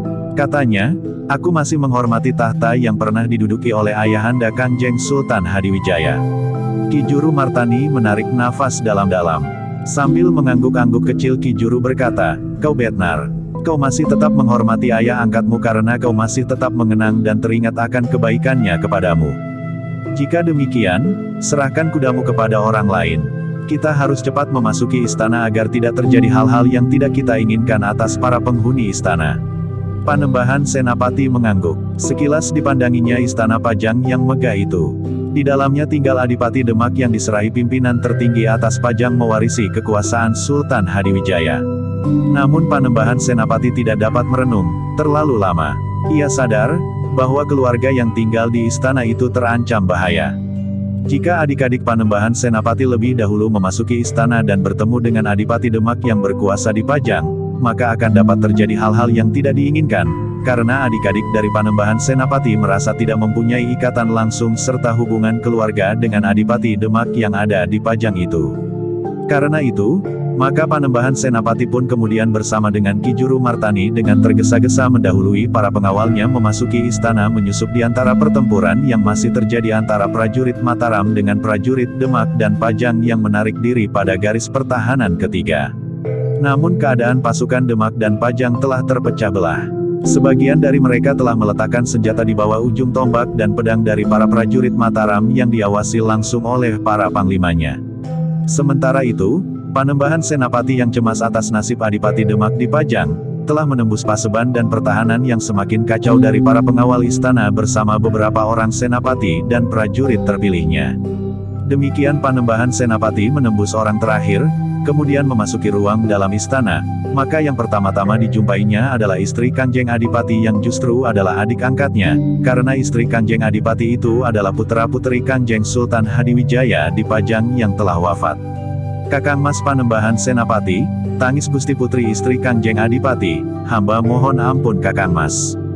Panembahan Senapati tertegun. Ketika ia melihat adik angkatnya itu menangis, maka hatinya pun menjadi luluh. Diangkatnya lengan adiknya itu sambil berkata, "Bangkitlah Diajeng. Berdirilah." Gusti Putri itu pun kemudian bangkit berdiri. Air matanya mengalir dengan deras. Sementara itu, pertempuran pun telah mereda. Para prajurit Demak dan Pajang yang bertahan di sekitar istana menjadi tidak berdaya lagi. Ternyata para prajurit yang telah bertempur dengan sengitnya itu baru menyadari kemudian, bahwa matahari justru telah turun di sisi barat langit yang jernih. Awan yang menjadi kemerah-merahan seakan-akan mencerminkan darah yang telah membasah di atas bumi Pajang. Sementara itu tangis Gusti Putri masih saja meledak-ledak. Panembahan Senapati telah membimbing adiknya dipersilahkannya untuk duduk sambil bertanya, "Di mana Adimas Adipati?" Putri itu mencoba menahan tangisnya. Namun dengan demikian ia justru terisak-isak. Nafasnya menjadi sesak dan dadanya terasa sakit. "Sudahlah Diajeng," desis Panembahan Senapati, "aku ingin bertemu dengan Adimas Adipati." "Kakang Mas Adipati sedang bersembunyi, Kakang Mas," desis adik angkatnya itu. "Kenapa ia bersembunyi? Bukankah ia seorang adipati dan sekaligus panglima pasukan Demak dan Pajang? Bukankah seharusnya ia berada di medan?" bertanya Panembahan Senapati. Adik angkatnya itu termangu-mangu sejenak. Ketika isaknya mereda, maka ia pun berkata, "Kakang Mas Adipati memang bersembunyi. Bukannya Kakang Mas Adipati tidak bertanggung jawab. Kakang Mas Adipati juga turun ke medan. Tetapi Kakang Mas Adipati harus mengakui kenyataan yang dihadapinya. Karena itu maka Kakang Mas Adipati telah masuk kembali ke istana dan bersembunyi." "Aku ingin berbicara dengan Adimas Adipati," berkata Panembahan Senapati. Adik angkatnya itu termangu-mangu sejenak. Namun kemudian ia pun berlutut kembali sambil berkata, "Ampun Kakang Mas. Aku mohon Kakang Mas sudi mengampuni Kakang Mas Adipati. Sebenarnya kesalahan utama tidak terletak pada Kakang Mas Adipati. Kakang Mas Adipati sama sekali tidak berniat untuk menguasai tahta Pajang. Jika ia berada di Pajang, hanyalah karena Kakang Mas Adipati terpaksa menerima kedudukan yang dibebankan di pundaknya." Panembahan Senapati mengangguk-angguk. Sementara pertempuran di sekitar istana telah berhenti. Para prajurit Demak dan Pajang benar-benar telah menyerah. Sementara itu seorang utusan memberitahukan bahwa Pangeran Benawa telah berada di depan istana. "Silahkan Adimas Pangeran Benawa masuk. Aku sudah ada di sini sejak tadi," berkata Panembahan Senapati. Sejenak kemudian, maka Pangeran Benawa pun telah hadir pula di istana. Sementara istri Kanjeng Adipati itu pun telah bangkit berdiri pula. Dengan nada rendah dan tersendat ia berkata, "Adimas Pangeran Benawa, kami mohon maaf bahwa kami telah membuat Adimas Pangeran Benawa dan Kakang Mas Panembahan Senapati marah." Pangeran Benawa menarik nafas dalam-dalam. Hampir di luar sadarnya ia bertanya, "Di mana Kakang Mas Adipati?" "Aku juga sedang mempertanyakannya," sahut Panembahan Senapati.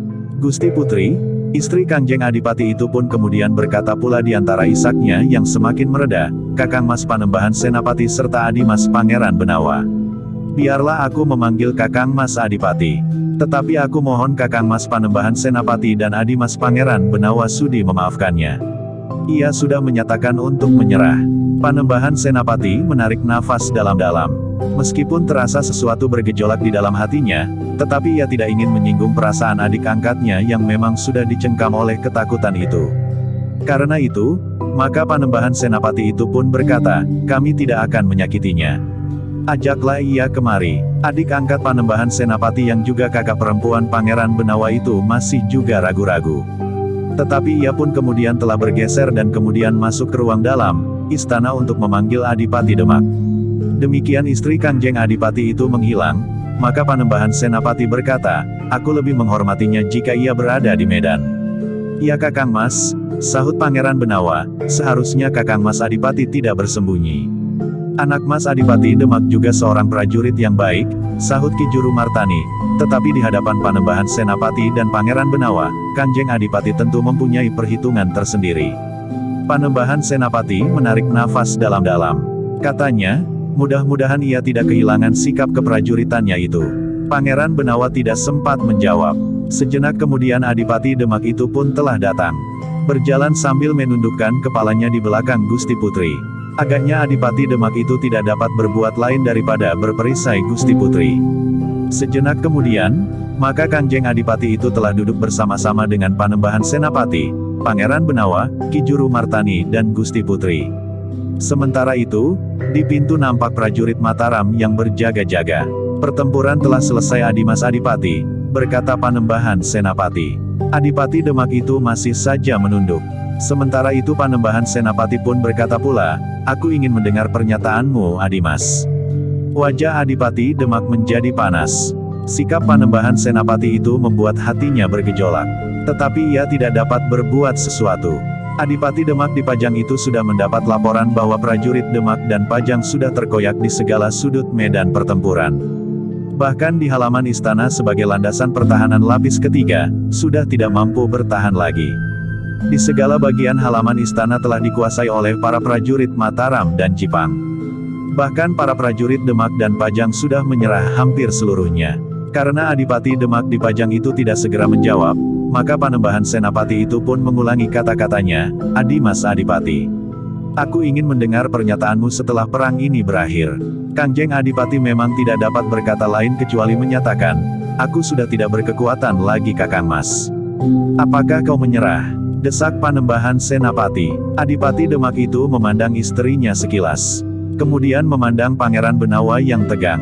Nampaknya Adipati Demak memang ragu-ragu untuk menyatakan kekalahannya. Meskipun ia tidak akan dapat ingkar dari kenyataan itu. Namun istrinya lah yang tidak tahan lagi sehingga menjawab, sudah tentu Kakang Mas Adipati menyerah. Adipati Demak di Pajang itu berpaling sekilas kepada istrinya. Ada seleret ketidakrelaan membayang di wajahnya. Panembahan Senapati tanggap akan hal itu.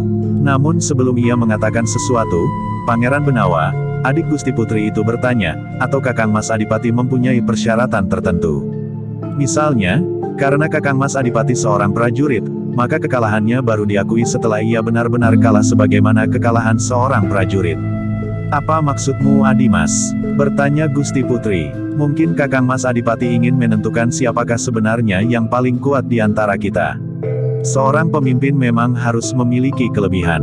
Kakang Mas Adipati, aku atau Kakang Mas Panembahan Senapati. Karena itu, jika hal itu menjadi persyaratan Kakang Mas Adipati untuk menentukan sikapnya, maka aku bersedia. Kakang Mas Panembahan Senapati pun tentu bersedia pula, berkata Pangeran Benawa selanjutnya. Maksudmu perang tanding? Bertanya istri Kangjeng Adipati itu. Iya, jawab Pangeran Benawa, aku tidak berkeberatan. Tidak? Tentu tidak, desis Gusti Putri itu. Yang menentukan bukan Kakang Bok, tetapi Kakang Mas Adipati, jawab Pangeran Benawa. Adipati Demak di Pajang itu tidak dapat terus-menerus berdiam diri. Agaknya Pangeran Benawa memang menjadi marah melihat sikap Adipati Demak. Apalagi Pangeran Benawa tahu, bahwa kakak iparnya itu bukan seorang senapati yang tangguh di peperangan. Karena itu, maka Adipati Demak itu pun kemudian menarik nafas dalam-dalam sambil berkata, Adimas Pangeran Benawa dan Kakang Mas Panembahan Senapati.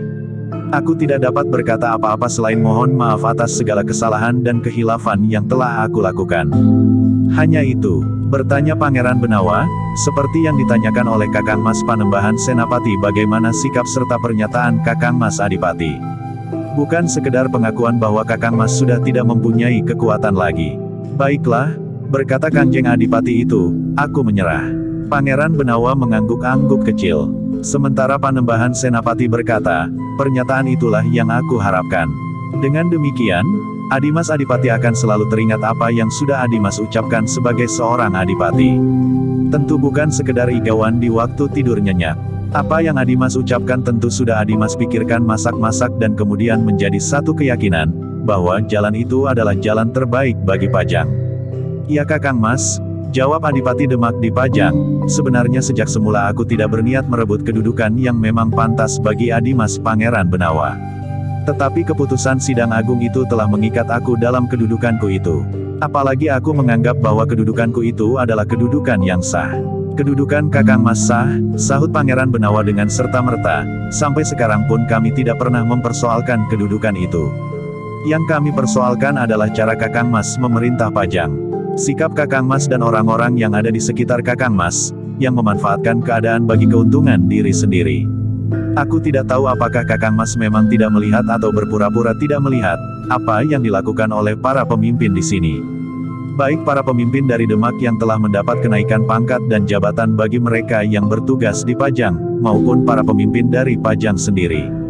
Mereka telah menginjak-injak pageran yang seharusnya ditegakkan di Pajang. Mereka telah memeras bukan saja lewat pungutan pajak yang tidak masuk akal, tetapi juga beberapa tanah perdikan telah mereka peras dengan alasan-alasan yang dibuat-buat serta ancaman-ancaman yang licik. Kanjeng Adipati mengangguk-angguk kecil sambil menjawab perlahan, aku juga telah menerima laporan. Aku baru mulai melakukan pengusutan. Kami belum melihat tanda-tanda itu Adimas, sahut Panembahan Senapati. Karena itu, kami datang untuk mempercepat langkah-langkah penertiban itu sebelum Pajang benar-benar menjadi lumat. Kanjeng Adipati tidak menjawab. Ia, tentu tidak akan dapat menyembunyikan kelemahan-kelemahan dalam pemerintahannya karena kelemahan-kelemahan itu sudah menjadi demikian besarnya sehingga pemerasan dan penindasan telah terjadi di mana-mana. Karena itu, maka Kanjeng Adipati itu merasa lebih baik diam saja. Baiklah, berkata Panembahan Senapati kemudian, besok kita akan membuat satu persetujuan.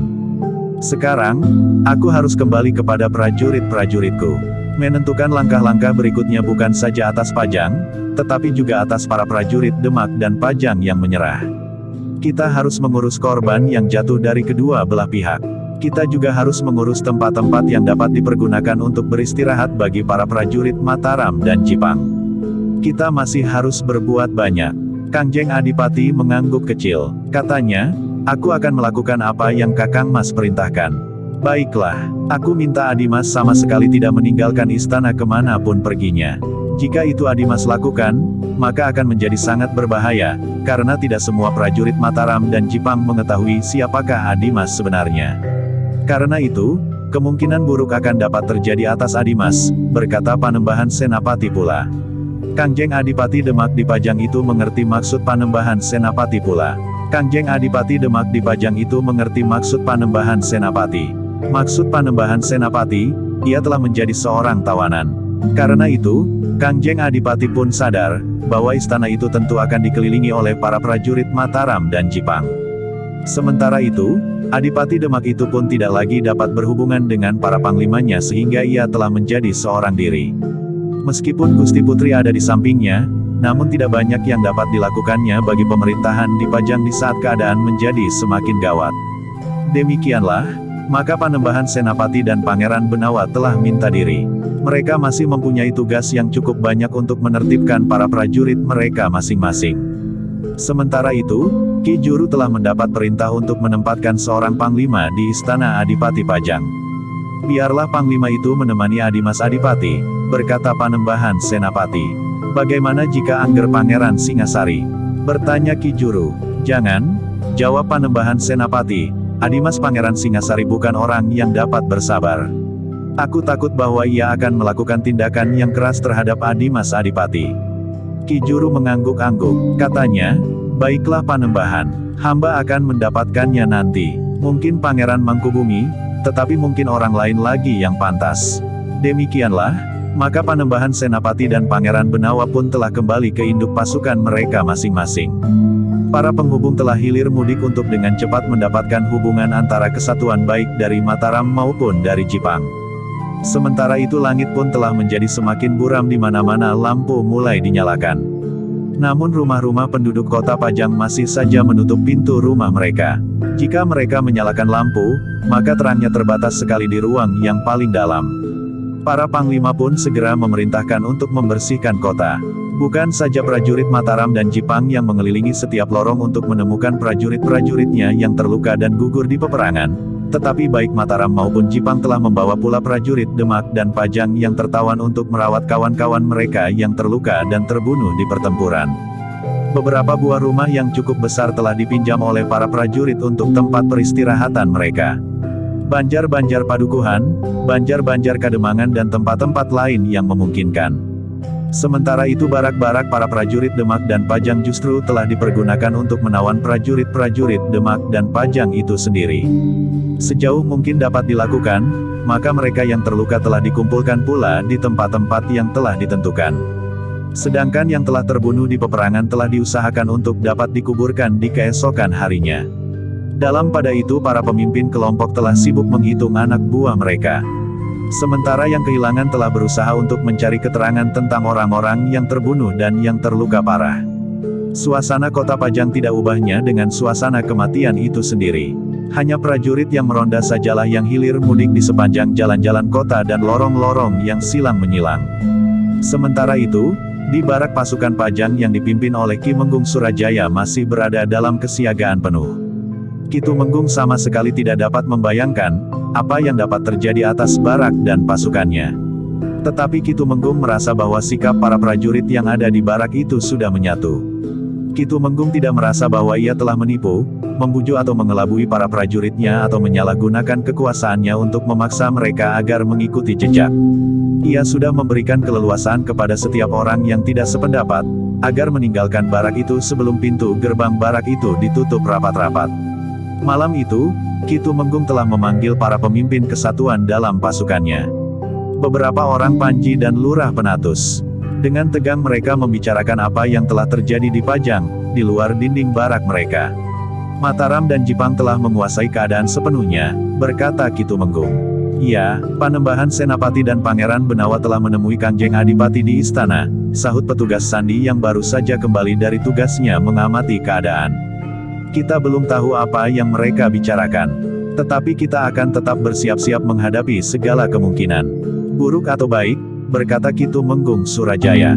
Lalu katanya pula, karena itu, maka setiap orang harus bersiap lahiriah dan batiniah. Para pemimpin di barak itu mengangguk-angguk.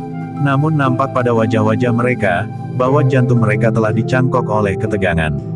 Semakin lama ketegangan itu rasa-rasanya semakin kuat menekan jantung mereka sehingga rasa-rasanya jika keadaan tidak segera menjadi jelas, jantung mereka akan dapat berhenti dengan sendirinya. Ki Tumenggung Surajaya menyadari akan hal itu. Tetapi ia masih belum merasa perlu mengambil langkah-langkah khusus, karena keadaan yang gawat itu belum ke tataran tertinggi. Ketika kemudian Ki Tumenggung mempersilahkan para pemimpin kesatuan itu kembali ke prajurit mereka masing-masing, maka beberapa orang di antara mereka masih berkelompok untuk mencoba mengurusi peristiwa yang terjadi di Pajang.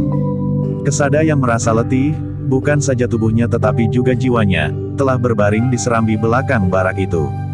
Yang membuatnya gelisah, bukan saja pasukan Pajang, Demak, Mataram atau Jipang, tetapi juga tentang dirinya sendiri.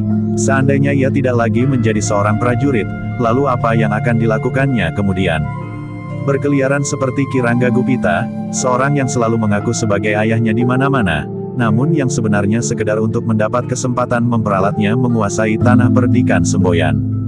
Kasada menarik nafas dalam-dalam. Satu-satu muncul di angan-angannya, kenangan masa lampaunya. Bayangan hitam yang selalu menyelubunginya serta masa depannya yang tiba-tiba saja menjadi kabur kembali. Ketika ia diterima menjadi seorang prajurit, maka ia merasa bahwa ia telah mendapatkan tempat yang mapan untuk hinggap. Seandainya ia seekor burung, maka ia tidak lagi berterbangan kian kemari tanpa tujuan. Sebelumnya justru di saatnya mulai mengembang serta keinginannya melihat dunia lebih luas lagi, terasa bulu-bulu sayapnya telah diikat oleh orang yang tamak meskipun orang itu adalah ibunya sendiri bersama laki-laki yang dianggapnya sebagai suaminya untuk menentukan arah terbangnya. Tetapi Kasada merasa beruntung, bahwa ia telah mampu memutuskan tali-tali yang mengikatnya itu dan bahkan mampu menempuh perjalanan hidupnya sendiri, melepaskan diri dari bayangan hitam orang tuanya. Namun, di saat ia merasa mendapat tempat untuk hinggap itu, Pajang telah diguncang. Goncangan pertama, di saat Mataram mengalahkan Pajang dan kemudian Kangjeng Sultan Hadiwijaya wafat, ia masih tetap bertahan di tempatnya. Tetapi goncangan kedua yang tidak berselang lama, telah membuatnya gelisah.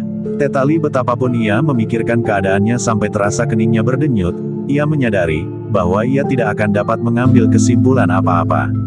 Karena itu, maka ia justru berusaha melepaskan diri dari kegelisahan itu. Tiba-tiba Kasada itu telah bangkit. Ia pun kemudian menempatkan diri di antara prajuritnya yang bertugas di bagian belakang barak itu. Ki Lurah tidak beristirahat, bertanya salah seorang pemimpin kelompoknya. Ki Lurah Kasada yang masih terhitung muda itu menarik nafas dalam-dalam. Namun kemudian ia berkata, "Aku masih ingin melihat suasana sepi," berkata pemimpin kelompok itu. Jika kita naik ke panggungan di belakang dinding dan melihat keluar, kita hanya melihat kegelapan. Seandainya kita harus meloncat turun, rasa-rasanya kita tidak tahu, apakah yang ada di bawah kaki kita. Apakah amben yang bergalar lembut, atau sekedar potongan-potongan kayu yang silang melintang, atau bahkan potongan bambu yang runcing yang ditanam tegak menghadap ke badan kita. Kasada mengangguk-angguk, tetapi ia berkata, "Aku ingin melihat kesepian itu." Pemimpin kelompok yang sudah lebih tua dari Kasada itu melihat kegelisahan di hati Lurah yang masih muda itu sejak beberapa lama. Sejak ia mendapat perintah untuk memasuki tanah perdikan gemetar. Kemudian persoalan tanah perdikan semboyan serta yang nampak membuatnya semakin parah adalah kehadiran orang yang mengaku ayahnya itu. Ketika kemudian Kasada naik ke atas panggung di belakang dinding baraknya, pemimpin kelompok itu mengikutinya. Dua orang prajurit telah berada di atas untuk mengamati keadaan. Sebenarnya lah seperti yang dikatakan oleh pemimpin kelompok itu, bahwa keadaan di sekitar barak itu memang sepi sekali. Bahkan rumah-rumah yang nampak di padukuhan terdekat, seakan-akan tidak lagi mempergunakan lampu. Jika ada satu dua nyala obor, maka hal itu terbatas sekali di pintu-pintu gerbang padukuhan atau di banjar-banjar yang menjadi bagian dari tempat-tempat yang dipergunakan oleh prajurit Mataram dan Jipang. Beberapa saat lamanya Kasada merenungi kesepian di sekitarnya. Yang nampak adalah dunia yang sejalan dengan dunianya sendiri. Ki Lurah, tiba-tiba pemimpin kelompok yang mengikutinya itu berkata, sebaiknya Ki Lurah beristirahat. Ada banyak hal yang menguntungkan jika Ki Lurah sempat tidur barang sejenak. Aku tidak dapat tidur, jawab Kasada.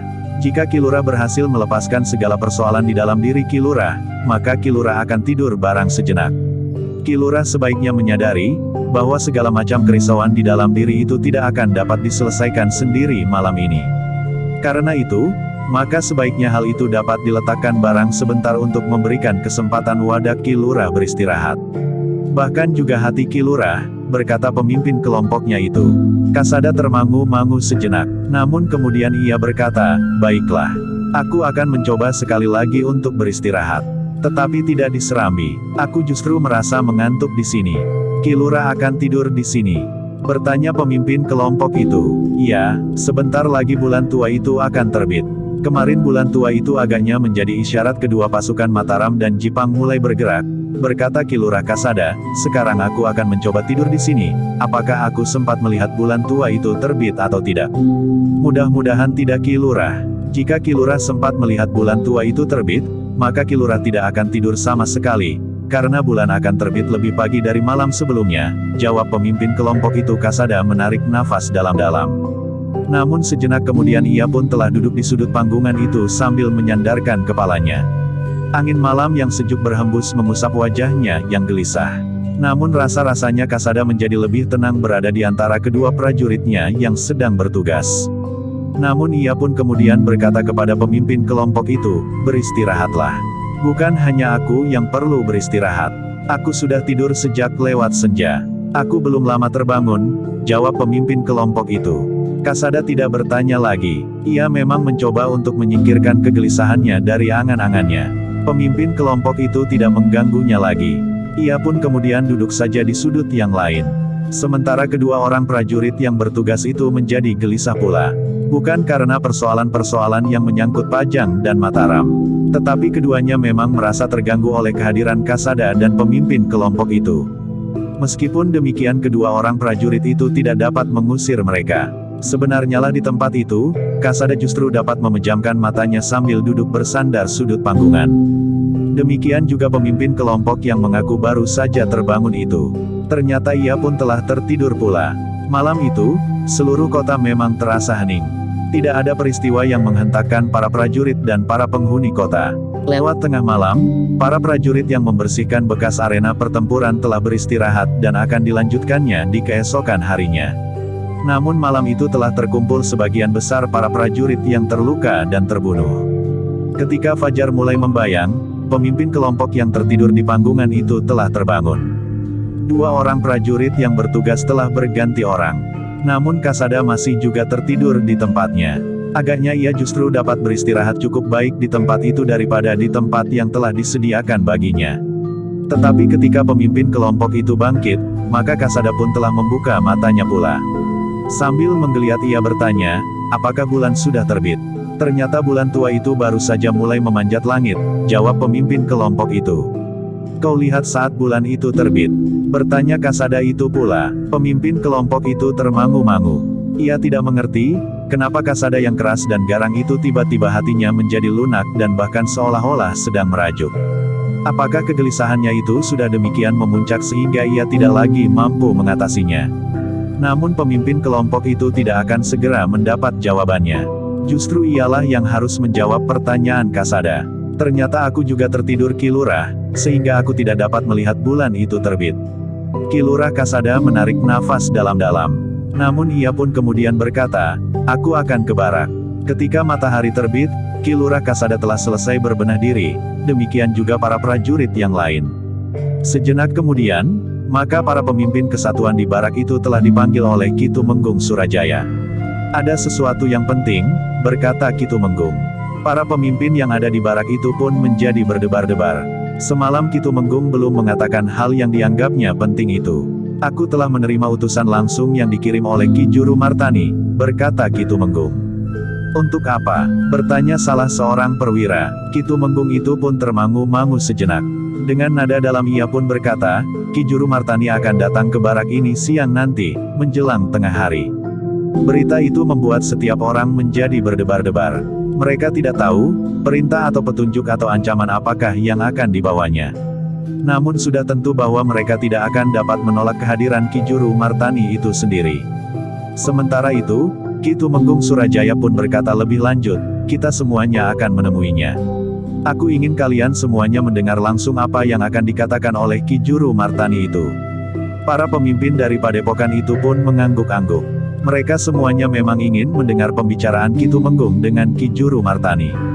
Mungkin ada angin baru yang lebih segar dari udara berdebu yang menyesakkan sebelumnya.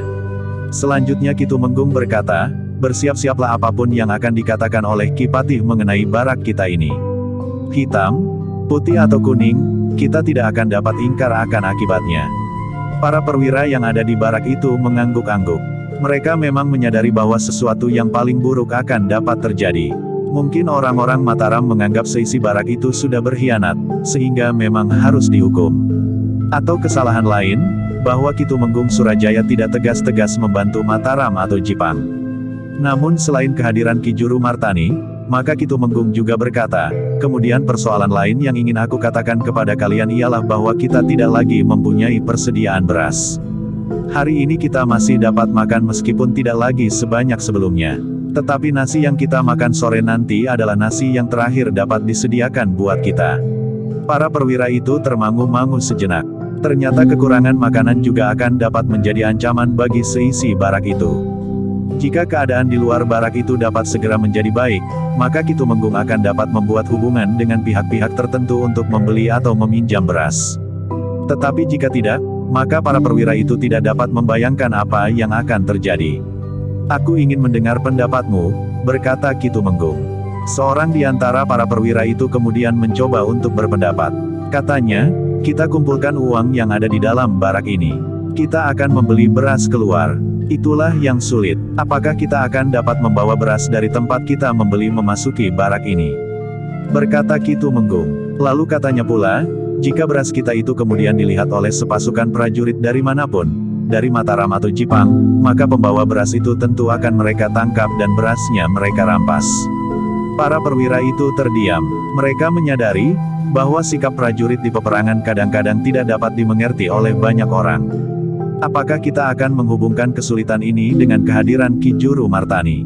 Bertanya Ki Tumenggung pula. Hubungan yang bagaimana Ki Tumenggung? Bertanya seseorang. Aku belum dapat mengatakannya. Tetapi bahwa kita kehabisan beras itu akan menjadi dasar utama keputusan kita dalam pembicaraan dengan Ki Patih, berkata Ki Tumenggung. Para perwira itu mengetahui maksud Ki Tumenggung. Mereka memang tidak dapat ingkar, bahwa mereka benar-benar tidak berdaya dalam keadaan yang sulit itu. Tanpa beras maka mereka akan mengalami bencana.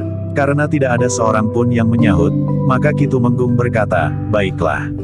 Agaknya kalian sependapat, tetapi aku berjanji bahwa aku tidak akan merendahkan martabat dan harga diri kalian dalam pembicaraan nanti.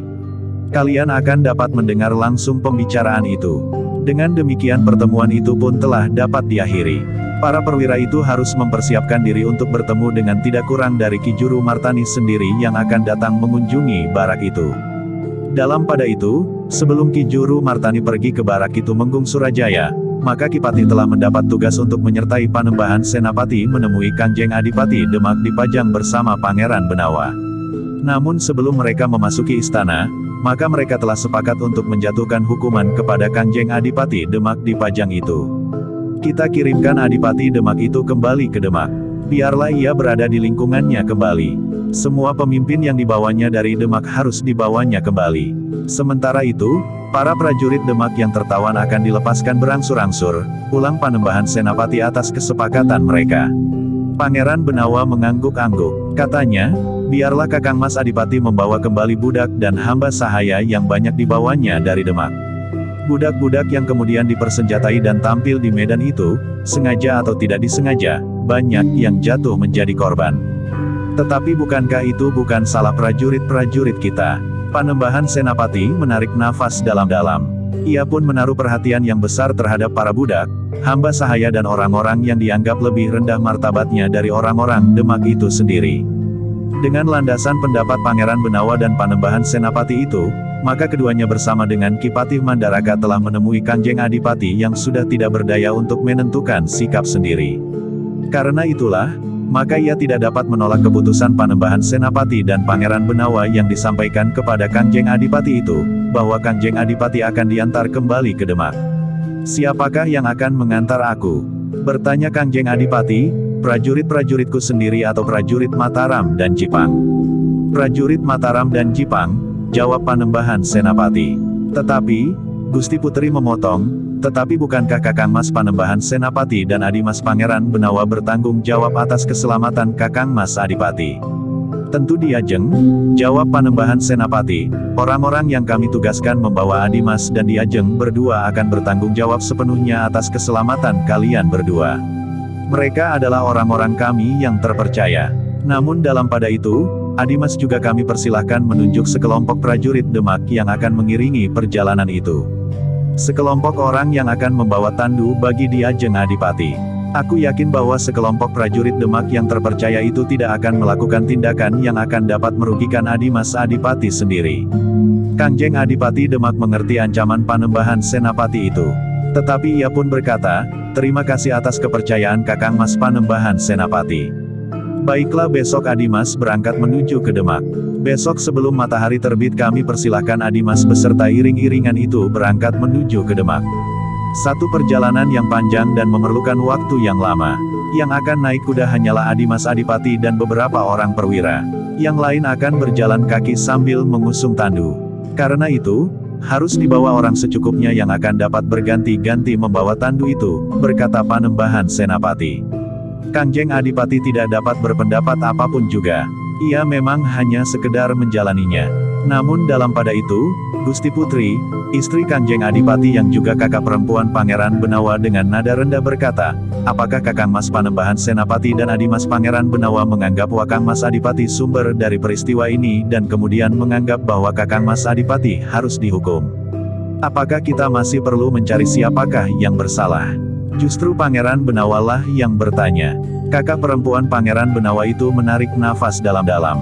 Sebagai putra-puteri Kanjeng Sultan Hadiwijaya maka ia pun memiliki pandangan yang cukup tentang pemerintahan meskipun berbeda dengan kesempatan yang diperoleh saudaranya laki-laki. "Kakang Bok," berkata Pangeran Benawa kemudian, "aku tahu yang Kakang Bok maksudkan. Kakang Mas Adipati berada di Pajang bukan karena kemauannya sendiri. Kakang Mas ditunjuk untuk memimpin pemerintahan sepeninggal Ayahanda Sultan Hadiwijaya oleh keputusan pertemuan keluarga Istana Pajang. Tetapi seperti yang sudah aku katakan, kami tidak dapat membiarkan kekacauan pemerintahan terjadi. Jika kami datang sekarang, adalah karena kami tidak sampai hati melihat perkembangan keadaan Pajang dipandang dari beberapa segi. Bukankah Kakang Bok sebagai putra-putri Ayahanda Sultan Hadiwijaya juga merasakannya, betapa pahitnya hati kita melihat perkembangan keadaan Pajang di masa-masa terakhir?" Gusti Putri itu menarik nafas dalam-dalam. Hampir di luar sadarnya dipandanginya Kanjeng Adipati sekilas, seakan-akan ia pun ikut menyesali apa yang telah terjadi di Pajang. Terutama sikap Kanjeng Adipati di saat-saat terakhir, karena Kanjeng Adipati tidak berusaha untuk mencari jalan keluar menghindari pertempuran yang terjadi antara Mataram dan Jipang melawan Demak dan Pajang. Demikianlah, maka Kanjeng Adipati tidak dapat mengelak lagi. Ia pun sebenarnya menyesal pula bahwa perang telah terjadi, sehingga ia harus terusir dari Demak seakan-akan prajurit yang kalah perang. Jika ia mengambil jalan lain, mungkin ia akan kembali ke Demak dengan cara yang lebih terhormat. Tetapi segala sesuatunya telah terlanjur. Hari itu, Kanjeng Adipati dan keluarganya telah berbenah diri. Mereka besok pagi-pagi akan kembali ke Demak diantar oleh iring-iringan prajurit Mataram dan Jipang. Meskipun Panembahan Senapati mengizinkannya membawa pasukan khusus dari Demak, tetapi jumlahnya tentu hanya kecil saja. Sedangkan yang banyak diperlukan adalah orang-orang yang akan memanggul tandu bagi Gusti Putri. Dalam pada itu, setelah pertemuan dengan Kangjeng Adipati, maka Ki Juru Martani telah minta izin kepada Panembahan Senapati untuk bertemu dengan Ki Tumenggung Surajaya. Aku telah mengirim utusan untuk memberitahukan kepadanya bahwa aku akan datang, berkata Ki Juru Martani. Silahkan Paman, jawab Panembahan Senapati. Tumenggung Surajaya memang memerlukan penanganan khusus. Pasukannya cukup kuat untuk mengacaukan Pajang jika kita tidak dapat melakukan pendekatan dengan baik. Aku yakin bahwa Ki Tumenggung Surajaya memiliki pendirian yang kuat sehingga ia memerlukan penjelasan yang masuk di akalnya. Meskipun jika sangat terpaksa kita akan dapat menghancurkan pasukan itu, tetapi kita harus memberikan korban yang cukup banyak, sementara Ki Tumenggung Surajaya nampaknya sudah siap untuk mati sampai orang yang terakhir. Ya anak mas, tetapi nampaknya sikap Ki Tumenggung Surajaya itu ditujukan kepada Angger Adipati Demak di Pajang, berkata Ki Juru. Mula-mula memang begitu, jawab Panembahan Senapati, tetapi kita tidak dapat menduga perkembangan jalan pikiran Tumenggung Surajaya itu. Karena itu, maka aku sependapat sekali jika Paman Juru Martani sendiri datang menemuinya. Mudah-mudahan besok demikian Adimas Adipati Demak kembali ke Demak, persoalan Tumenggung Surajaya itu segera dapat diselesaikan, sehingga keadaan Pajang benar-benar menjadi tenang. Dengan demikian maka kita akan dapat menentukan langkah-langkah berikutnya tanpa merasa terganggu. Ki Juru Martani pun kemudian telah minta diri. Bersama dengan 2 orang pengawal terpercaya diiringi 4 orang perwira, Ki Juru telah menuju ke barak Ki Tumenggung Surajaya sebagaimana pernah diberitahukan sebelumnya.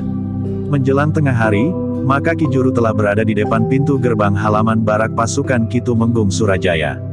Ketika para pengawal melihat kedatangannya, maka mereka pun segera melaporkannya kepada Ki Tumenggung. Ki Tumenggung telah membawa beberapa orang perwiranya untuk menjemput Ki Juru di Regol, sementara yang lain telah diminta berkumpul di pendapa bangunan induk barak pasukan yang dipimpin oleh Ki Tumenggung Surajaya itu. Ketika Ki Juru Martani telah sampai di muka pintu gerbang, maka pintu gerbang itu pun telah dibuka dari dalam. Beberapa orang prajurit yang bertugas di pintu gerbang telah memberi hormat kepada Ki Juru. Sementara Ki Tumenggung telah berdiri menunggu beberapa langkah dari pintu gerbang. Dengan hormat pula Ki Tumenggung telah mengangguk menyambut kedatangan Ki Juru Martani. Ki Juru Martani belum mengena Ki Tumenggung Surajaya dengan baik. Namun melihat sikap orang yang menyambutnya itu, Ki Juru segera berdesis, apakah aku berhadapan dengan Ki Tumenggung Surajaya? Ya Ki Juru, jawab Ki Tumenggung, aku adalah Tumenggung Surajaya. Sebaliknya, meskipun secara pribadi aku belum kenal dengan Ki Juru, tetapi aku sudah pernah melihat Ki Juru beberapa kali, sehingga aku langsung dapat mengenalinya. Apakah Ki Tumenggung telah menerima utusanku pagi tadi? Bertanya Ki Juru. Ya Ki Juru, kami akan mempersilahkan Ki Juru untuk naik ke pendapa bangunan induk barak ini. Aku telah memanggil semua perwira yang ada di barak ini untuk ikut mendengarkan persoalan yang Ki Juru bawa ke barak ini, berkata Ki Tumenggung Surajaya. Ki Juru Manani tersenyum. Katanya, sebenarnya cukup dengan 4 atau 5 orang terpenting saja. Tetapi jika semuanya sudah dipanggil, tidak apa. Biarlah semua pimpinan yang ada di barak ini mendengar langsung, Ki Juru. Selanjutnya Ki Juru pun dapat mendengar langsung pendapat para perwira di barak ini sehingga Ki Juru dapat menilai, apa yang telah terjadi di barak ini, berkata Ki Tumenggung Surajaya. Ki Juru mengangguk-angguk sambil berkata, baiklah. Aku senang dapat bertemu keluarga barak ini, sehingga kita akan dapat berbicara dengan terbuka. Demikianlah, maka Ki Juru bersama para pengawalnya telah dipersilahkan menuju ke pendapa, sementara para prajurit di barak itu telah menerima kuda-kuda mereka dan membawanya ke sebelah pintu gerbang, mengikatnya pada patok-patok kayu yang telah disediakan. Ki Juru diiringi oleh Ki Tumenggung kemudian telah naik dan duduk di pendapa bangunan induk barak para prajurit. Para pemimpin dan perwira yang ada di barak itu pun telah berkumpul pula. Ki Juru memang mendapat kesan, bahwa sikap Ki Tumenggung Surayuda terhadap Pajang, Mataram dan Jipang memang telah disepakati bersama. Sama sekali bukan karena Ki Tumenggung memaksa atau menakut-nakuti mereka dengan ancaman. Ketika Ki Juru Martani kemudian telah beristirahat sejenak, maka Ki Tumenggung pun membuka pertemuan itu. Kita akan mendengarkan perintah apakah yang dibawa oleh Ki Juru, berkata Ki Tumenggung. Ki Juru menarik nafas dalam-dalam. Ia pun kemudian telah diminta menguraikan keperluannya datang ke barak pasukan itu. Baiklah, berkata Ki Juru, aku telah mengemban tugas yang dibebankan oleh Panembahan Senapati dan Pangeran Benawa untuk menyampaikan pesannya kepada Ki Tumenggung dan para perwira serta para prajurit semuanya. Ki Juru terhenti sejenak. Suasana pertemuan itu memang menjadi hening. Di dalam dada setiap prajurit memang bergejolak kecurigaan bahwa Mataram dan Jipang akan menjebak mereka. Tetapi juga berpengharapan, bahwa keadaan mungkin akan dapat menjadi lebih baik. Kedua-duanya dapat terjadi, berkata para prajurit itu di dalam hati. Sementara itu, Ki Juru justru bertanya, pesan itu mula-mula sekali berisi satu pertanyaan. Alasannya apa? Bahwa seisi barak ini telah memilih satu cara yang justru tidak diperhitungkan sebelumnya, baik oleh Demak dan Pajang maupun oleh Mataram dan Jipang. Namun satu kenyataan, Ki Tumenggung Surajaya dan pasukannya telah menutup pintu baraknya rapat-rapat tanpa dapat diajak berbicara lagi oleh pihak yang manapun. Sekarang semuanya telah lewat. Panembahan Senapati ingin mengetahui persoalan yang sebenarnya sehingga dapat mengambil langkah yang paling baik bagi semua pihak. Ki Tumenggung Surajaya menarik nafas dalam-dalam. Namun kemudian ia pun berkata, baiklah Ki Juru. Aku mohon Ki Juru mempercayai aku. Aku sama sekali tidak ingin mengada-ada. Apa yang akan aku katakan, adalah apa yang sebenarnya terpikir oleh kami seisi barak ini. Katakan Ki Tumenggung, desis Ki Juru. Ki Tumenggung Surajaya pun kemudian telah mengatakan dengan jujur, apa yang terjadi sebelum ia mengambil keputusan. Sikap segala pihak dan landasan berpikir yang mendasari keputusannya menutup baraknya. Ki Juru mendengarkan keterangan Ki Tumenggung dengan sungguh-sungguh. Sambil mengangguk-angguk ia mencoba untuk mengerti serta mencoba untuk menelusuri kaitan sikapnya dengan perang yang terjadi antara Mataram dan Jipang melawan Demak dan Pajang. Ketika Ki Tumenggung sampai pada kesimpulan sikapnya, maka Ki Juru pun mengangguk-angguk sambil berkata, aku percaya kepadamu Ki Tumenggung. Menilik kata-katamu serta sikapmu, maka kau telah mengatakan yang sebenarnya sesuai dengan pandangan serta keyakinanmu. Ya Ki Juru, desis Ki Tumenggung. Nah, apakah kau akan memberikan pesan yang lain, yang dapat aku sampaikan kepada Panembahan Senapati? Bertanya Ki Tumenggung. Tidak Ki Juru, aku suah mengatakan segala-galanya. Aku justru menunggu, perintah apakah yang harus aku pertimbangkan selanjutnya, berkata Ki Tumenggung. Ki Juru tersenyum. Bagaimanapun juga Ki Tumenggung masih membatasi dirinya, sehingga ia masih akan mempertimbangkan perintah yang akan diberikan kepadanya.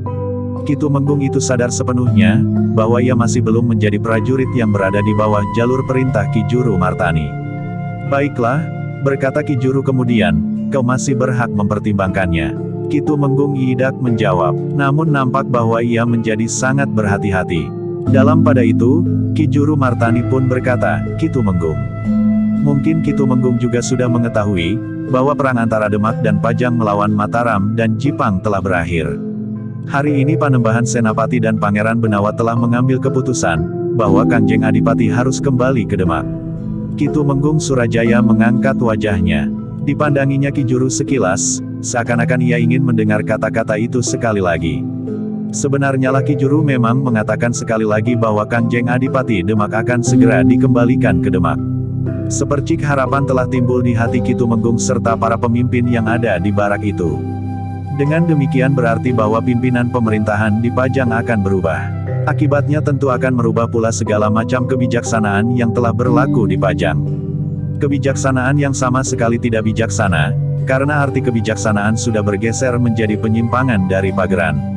Sementara itu, Ki Juru pun berkata selanjutnya, tetapi belum ada pembicaraan lebih lanjut, siapa yang akan memerintah Pajang sebagai warisan Kanjeng Sultan Hadiwijaya. Menurut pengamatanku, salah seorang puteranya adalah Pangeran Benawa yang lahir sebagai seorang laki-laki. Meskipun aku tidak berani mengatakan dengan pasti, tetapi kemungkinan terbesar Pajang akan diperintah oleh Pangeran Benawa. Meskipun selama ini Pangeran Benawa seakan-akan menyerahkan segala macam keputusan kepada Panembahan Senapati, tetapi agaknya Panembahan Senapati lebih mementingkan, dan memperhatikan Mataram daripada harus berada di Pajang. Ki Tumenggung Surajaya termangu-mangu sejenak, tetapi bagi Ki Tumenggung, orang yang paling mungkin mewarisi tahta Pajang memang Pangeran Benawa. Sementara itu Pangeran Benawa pun bukan seorang yang berhati batu. Ia seorang yang tanggap akan keadaan meskipun Igak lemah karena pengaruh masa-masa remajanya yang sering mengalami kekecewaan karena tingkah laku ayahandanya. Sementara itu, Ki Juru pun berkata selanjutnya, kemudian yang harus menjadi bahan pertimbangan Panembahan Senapati atas kalian adalah sikap kalian. Apakah kalian mempunyai sikap khusus atau kalian akan menempatkan diri sesuai dengan perintah dari pemegang kekuasaan di Pajang kemudian? Ki Tumenggung Surajaya tidak segera menjawab. Sedangkan Ki Juru berkata selanjutnya, Ki Tumenggung, aku dapat mengerti sikapmu sebagaimana telah aku katakan. Tetapi kau pun harus mengerti, bahwa untuk selanjutnya, kau tidak akan dapat bersikap seperti ini. Dalam pemerintahan yang mendatang, kau harus bersikap pasti. Sikap yang dapat menentukan kedudukan Ki Tumenggung selanjutnya. Ki Tumenggung Surajaya mengangguk kecil. Katanya, aku akan mempertimbangkannya Ki Juru. Kau akan diberi waktu 2 hari. Dalam 2 hari ini kau harus menentukan satu sikap. Apakah kau akan menempatkan dirimu sebagai prajurit Pajang dalam susunan dan tatanan pemerintahan yang baru dengan segala macam ikatan pageran sesuai dengan pageran prajurit atau kau masih akan bersikap sebagaimana kau lakukan sekarang, menutup diri? Ki Tumenggung tidak segera menjawab. Ia sadar, bahwa pernyataan yang diucapkan itu juga pernyataan seorang prajurit. Ki Tumenggung menyadari, jika ia menolak untuk menempatkan diri di bawah perintah Pajang dalam tatanan pemerintahan yang baru, maka barak itu benar-benar akan dimusnahkannya. Tetapi bagaimana wujud tatanan pemerintahan yang baru itu? Pertanyaan itu telah mengusik hatinya pula. Ki Tumenggung, desis Ki Juru sehingga Ki Tumenggung itu terkejut, aku akan segera minta diri. Dalam 2 hari ini, aku menunggu jawabanmu. Kau tidak usah datang mencari tempat tinggalku yang masih berpindah-pindah di antara para prajurit Mataram di Pajang. Biarlah dalam 2 hari lagi aku datang kembali. Pikirkan masak-masak, bicarakan dengan para perwira yang ada di barak ini. Bersambung ke jilid 38.